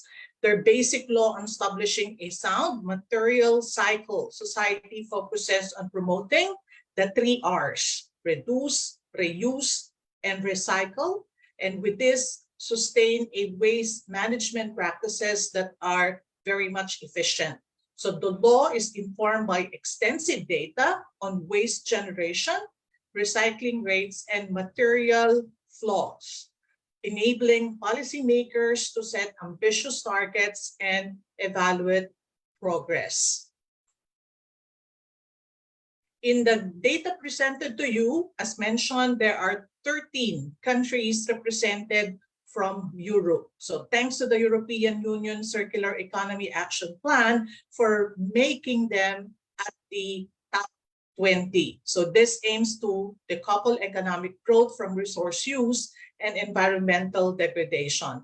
This plan actually sets forth a comprehensive strategy for promoting the efficient use of resources through measures such as eco-design, waste prevention, and extended producer responsibility. So the policy is informed by extensive data on resource consumption, waste generation, and environmental impact, facilitating evidence-based decision making. At the heart of this, okay, you will see that we could clearly deduce that the heart, okay, of progressive policy formulation and impactful decision making is very, very important, imperative to strengthening policy development and evaluation through better data analytics. Doing this, however, is not easy. Okay, there could be many challenges, but the need to push for data-wise based policy is imperative for a sustainable future. These are some action points, okay, to promote sustainable future for everyone. So let me just raise some important points, okay, drawn from some studies, okay, that would like to ensure that their policies in support of sustainable future are actually data-driven. So first is to enhance data collection and quality. So this stresses the need to establish standardized data collection processes across sectors and jurisdictions. So the need to invest in technologies for real-time data tracking and reporting is crucial. And lastly, okay, the need, okay, to ensure that data accuracy, consistency, and transparency through quality control measures are attained. Second, strengthening data infrastructure. So this highlights the need to develop centralized databases or platforms for easy access to relevant data. The need to invest in data storage and management systems that can handle large volumes of information. We are not just talking of one country, we are talking of many countries, not just one region, but many regions or global data. And of course, implement data sharing agreements, okay, between relevant stakeholders while respecting privacy and security concerns. Third, okay, build data literacy and capacity. So it is needed that training programs for a more sustainable future should be provided to policymakers, to analysts, and stakeholders on data interpretation and analysis. This is to foster collaboration between data scientists, researchers, and policymakers to bridge the gap between technical expertise and policy formulation. Fourth, integrate data in decision-making. There is the need to incorporate data analysis as a core component of policy development processes. There is also the need to mandate the use of data-backed insights in policy proposals and evaluations. And with this, to establish interdisciplinary teams that include data experts and policymakers to ensure comprehensive analysis. And then set clear objectives and metrics. This means that we need to define specific, measurable, achievable, relevant, and time-bound goals for policies. So with this, we need to develop outcome-based matrix, okay, to assess policy effectiveness and impact on resource use and sustainability. And 6, implement evidence-based policy trials. So we need to conduct some pilot programs to test the feasibility and impact of new policies before full-scale implementation would be done. So we need to collect data during trial periods to assess policy performance and make informed adjustments. 7th, okay, regularly evaluate and update policy. So we need to establish scheduled review processes to ensure, okay, that policies remain aligned, okay, with changing circumstances and objectives. With this, we could continuously monitor the data, particularly looking into the trends, and conduct evaluation to measure policy success and identify areas for improvement. And 8, encourage stakeholder engagement. We should be able to promote involvement of relevant stakeholders, including communities, industries, and NGOs in data collection and analysis efforts. With this, we could seek feedback, meaningful feedback from stakeholders to ensure policies are actually addressed, focusing on the real-world needs and concerns of our people. And then 9, use predictive analysis for future planning. So we have to make use of the leverage of predictive modeling to anticipate future trends in resource consumption and environmental impacts. With this, we could develop policies that are more proactive, addressing potential challenges based on these predictions. And then lastly, we should be able to communicate our findings effectively. We need to translate complex data analysis into accessible formats for policymakers and the public to appreciate them, and to use good data visualization, effective data visualization tools to convey the insights and outcomes that are good, okay, and more persuasive, okay, for the people to work together, collaborate, okay, for a more sustainable future. To end my talk, okay, let me share the words of William Edwards Deming, an American statistician professor known for his significant contributions in the field of quality management principles and practices. Deming said, "In God we trust. All others bring data." These words of Deming emphasizes the significance of data as the foundation for making informed decisions, including policy development and evaluation. And this is supported by Geoffrey Moore, an American author, speaker, and consultant in the work of technology, marketing, and innovation. Moore said, "Without big data, we are blind and deaf in the middle of a freeway." So he wrote this to reinforce the essential role of data in understanding the environment and making strategic policy choices. So again, okay, I am Dr. Myla Arcinas from the Philippines, okay, and let us work together, okay, to strengthen policy development and evaluation through data analytics. Thank you. Thank you so much, Dr. Myla. I have to say that in the US, we say that data is king, and you have just proven how important and what a big player it is in any successful plan. So I think that everything that you explained today really gives us a very determined and, most importantly, clear picture of how collecting data correctly is going to help us paint a better picture for the future. Thank you so much. And really, thank you again for being so flexible with your time. We are so grateful that we were able to end with this because it just gives us a bigger, broader picture of everything.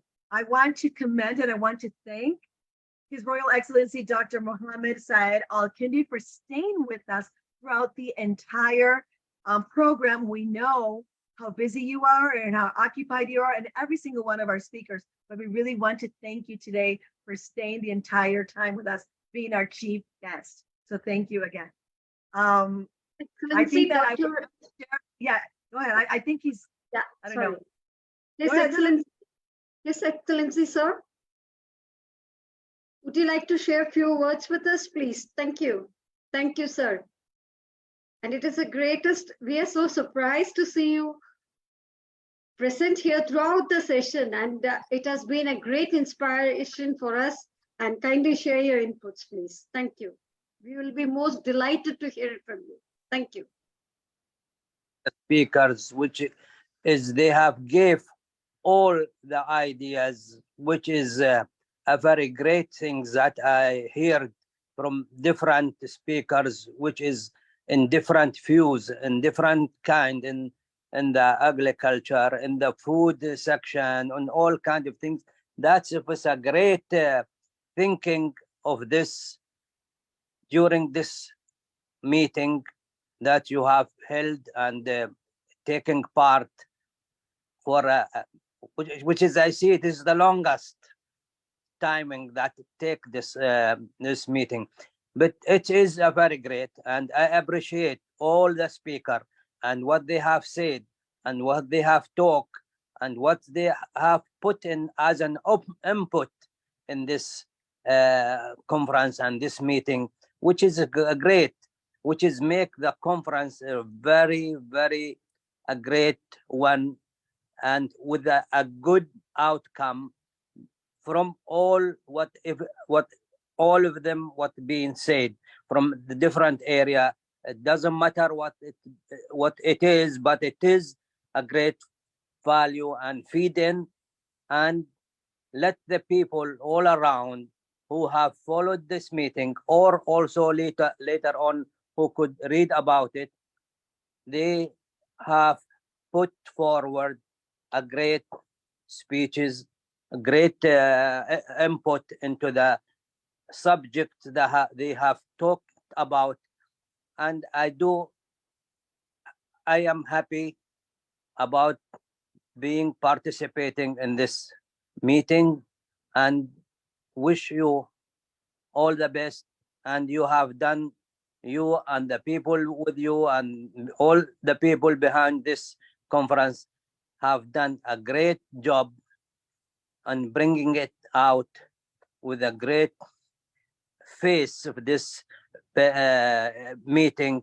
It's a great job done. Thank you, and I wish you all the best. Thank you so much, sir. Thank you so much. So congratulations, our heartiest congratulations to all the speakers who have joined us today. Thank you. Thank you all for this opportunity. Thank you. Yes. Thank you. Thank you so much. Thank you. Thank you. So back to Dr. Virginia. Yes, Dr. Virginia, would you like to share something? I want to say that after listening to everybody, and although this is a very important message, I have to say that RE, or renewable energy, is growing. You know, again and again, we saw that although we still have a lot to go, we're moving towards the right direction. And I think that ends our program with some hope, right? Some very definite hope and some definite key things that we can all do, that we can all do to really get to where we want to go. We know that we need everybody, every single person. And I think with every single one of the speakers, we were able to get some tangible solutions where we can all participate. And I think that is the key to what we're doing today. It's not just part of the government or education, it's everybody's effort. So thank you so much for everything that you have brought to us today and all the solutions that you have brought to us. Thank you. Thank you. Ms. Sandy, would you like to say something? I would like to just say one thing. All the speakers were great, and thank you for all the time. Thank you, His Excellency, for staying on. I just need to add this one thing. I realized throughout, after everybody's spoken, the 3 R's are not just a necessity, or it's not just a choice, but it is a responsibility, as Virginia said. And as Dr. Ishrat said, which I really loved, there is no planet B or plan B.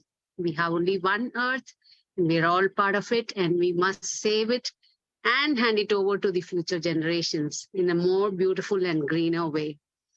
So shall we move ahead in presenting Dr. your Nader's video, Dr. inputs, Vidya? please. Dr. Nada's inputs, please. Dr. Nada. Yes, Yes, I hear you. Yes, I hear yes, you. yes. Yes, I hear you. So what to say today, an amazing session, a great Sunday, great G20, amazing eminent guest speakers, amazing amazing Dr. Srividhya, Virginia, all who were today with us on this great IIU stage. Very important topic today, what we have about this energy. We know I'm really happy that we have our eminent speakers who are really experts in this energy resources for sustainability, employability, talking about sustainable use of natural resources with this 3RS, reviews, reuse. We have great Dr. Yelena, great, she brings us her doctorate today presenting. So really, really, really wonderful. Next Sunday, we have another topic. We will also have great. Sandy, you will present it. I want to thanks to our great founder for giving us the opportunity, to giving us the great IIU stage. Without him, there will not be the sessions.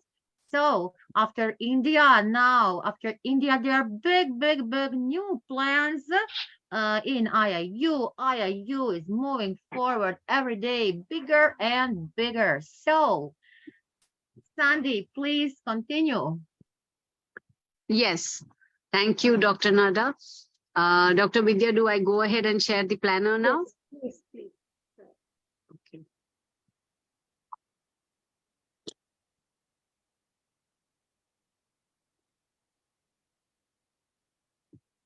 So this is about the forthcoming sessions we're going to have for the following Sundays. Ms. Sandy, should I help you to share? Yes, I think you should. Yes. It's not working at my end. Okay. Yeah, fine.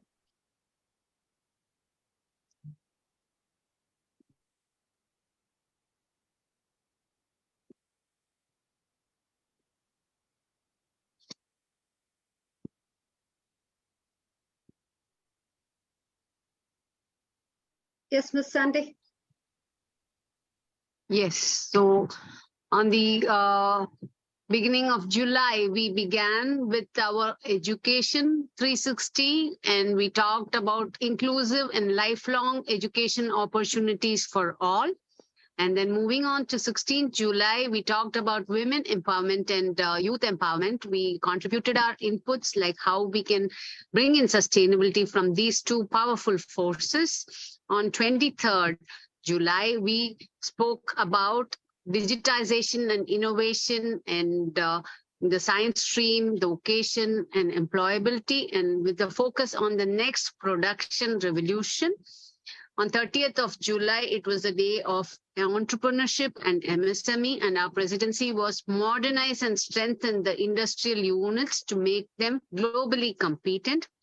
Today, the 6th of August, we have brainstormed all the ideas of sustainability of energy sources and resources with our presidency, with efficient and sustainable use of natural resources with 3 Rs and RE dialogue. Next week, we will talk about health as wealth, agriculture and food security with a global view of GVC patterns and opportunities and the role of policy. On 20th of August, inclusion of financial architecture and international growth, with our presidency being accelerated, inclusive and resilient growth. On 27th of August will be a day where we talk about international taxation, trade and investment and exports and imports. And our presidency will be to reform, reshape and restructure and reconstitute the international tax architecture. On 3rd of September, our highlight will be heritage, culture and tourism. On 10th of September, we will look forward to see if 2030 agenda, how far we've progressed and the sustainable development. And our presidency will be accelerating progress towards the SDG for an ambitious G20 action plan. On 17th, we will conclude with valedictory function and have a discussion on the paper submission and patent submission. So we're looking forward week after week, every Sunday, to go ahead and discuss the topics on our agenda. Sunday. So coincidentally, this year 2023 is called as the Year of Sustainability in the UAE. So I'm so happy to be here in the part of the session, and hope that's why we had the opportunity of interacting or getting his consent from His Excellency, and he had consented to be a chief guest of the program. And that was a fabulous presentation. Big congratulations to all the speakers. I can't pick and choose which one was the best and which one was the good one. Each and every presentation talked about different aspects and disciplines of sustainability. And when it talks about the 3 R's, 3 R is a roadmap towards sustainability. And each presenter, each speaker on this dais had really presented so very well the roadmap towards the sustainability. On that note, if everybody would allow, I have got a very small video from UAE, which has transformed the desert, a desert into a farmland. With the permission from Dr. Nata, may I share the screen with Dr. Nata? Am I allowed to share the screen, Dr. Nata?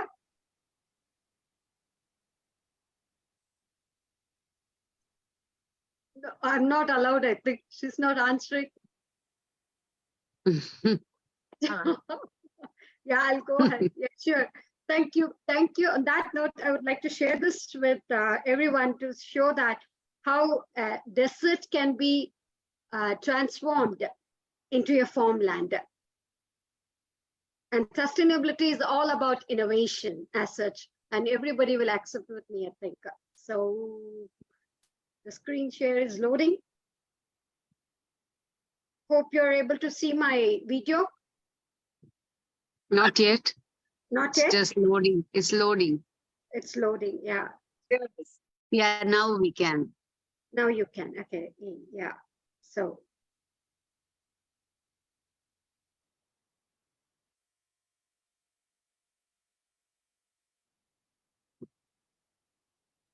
I'm sorry, I need to play here.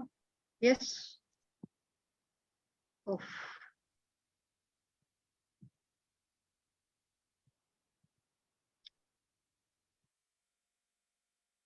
No.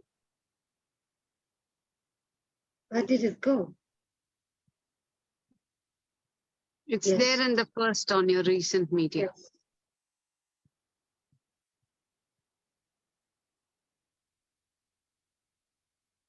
It's not opening here. Is it opening? Yeah. So I should be able. We are at the wheat farm in Sharjah, which is preparing to welcome its first harvest. What used to be a desert in Maleha has transformed into a oasis within months. As you can see, the farm is huge. It covers 400 hectares, which is about the size of 500 football pitches. The first phase of the wheat project was launched in November when Sheikh Dr. Sultan bin Mohammed Al Qasimi, the ruler of Sharjah, spread seeds on the soil. The farm is expected to produce up to 1,700 tons of wheat in March. We are expecting the harvesting date to be near 15 to 20 March. The wheat will be going to the local market here in Sharjah and UAE. We are not adding chemicals and additives here. We are expecting that the products will be available in market during maybe next May or June. The fields are irrigated using this water reservoir. In a day, up to 60,000 cubic meters are pumped out the fields using 6 large suction pumps. The project uses these mechanized sprinkler systems, which can be moved using motors. 3 state-of-the-art technologies help to monitor weather and soil conditions. First, sensors are used to measure the quantity of water in the soil to avoid water wastage. Secondly, this on-site weather station predicts temperatures, wind speed, and humidity conditions for the next 48 hours. If rain is forecast, the farm cuts down on irrigation to save water. And third, satellite technology is used to monitor the fields and check the state of crops.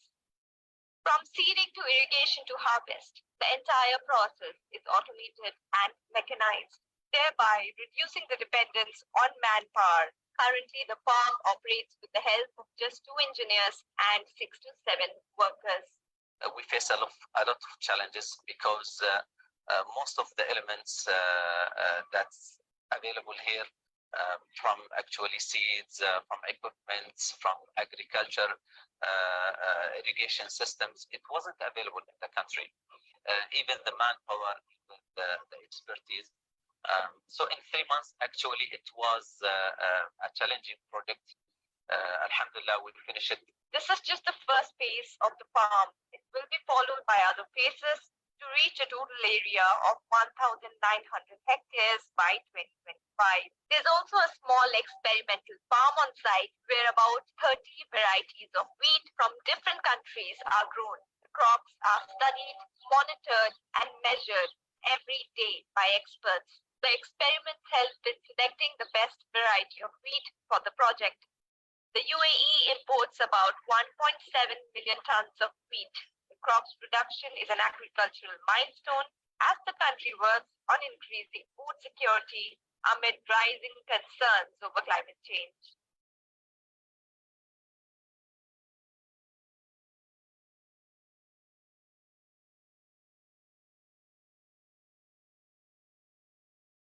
Thank you. So that was the video. And how do I stop?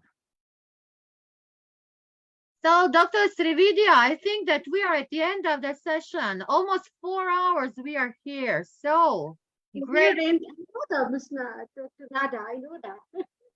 I'm just looking for it to stop sharing. Can you help me stop sharing? Yeah. I don't see it anymore. Don't worry. So, beautiful girls, I want, and beautiful doctor, I want a big smile. I want a beautiful photo. Yelena, please open your light. You are in the darkness. Everyone, you need to be beautiful. Please light. Everyone, please smile. Say cheese. Cheese. Okay. Okay, great. Thank you. Thank you. Great. Thank you for this amazing evening. Thank you so much, everyone. It was a brilliant team effort and it was a fabulous day, really. Thank you so much. Thank you.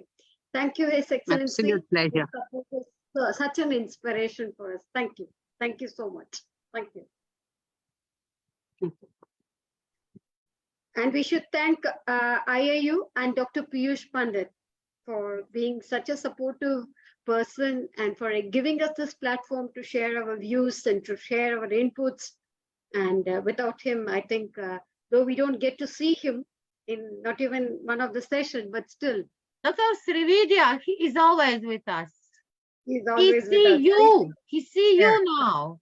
You don't need to see him. I know. He's watching you, don't care. There in every one of us. I know that. Okay. Okay. Till our next session, stay safe, stay healthy, and let us join at Sunday on the next G20, and let us be together with our great new esteemed guest speakers and speakers from all around the world. Thank you. Thank you, Dr. Srividhya. Thank you, Sandy. Thank you, Virginia. Thank you, Dr. Yelena. Thank you all. Thank you very much. Thank you. Thank you so The much. best regards. The best regards. Thank you, Sandy. Bye. Thank you. Bye-bye. Bye. Bye. Bye-bye. Bye-bye. Bye-bye. Doviđenja, draga Nado. Doviđenja. Neće nas olujeva da uhvatiti mac opet. Viš da je mrak od nas totalno. Si mi u mraku, mračna, bojim se za tebe. Može, ajde, čao, Bobo. Ćao, ljubavi, ljubim te, čao, ljubavi. Bog. Mrak napolju da znaš. Ćao, ljubavi.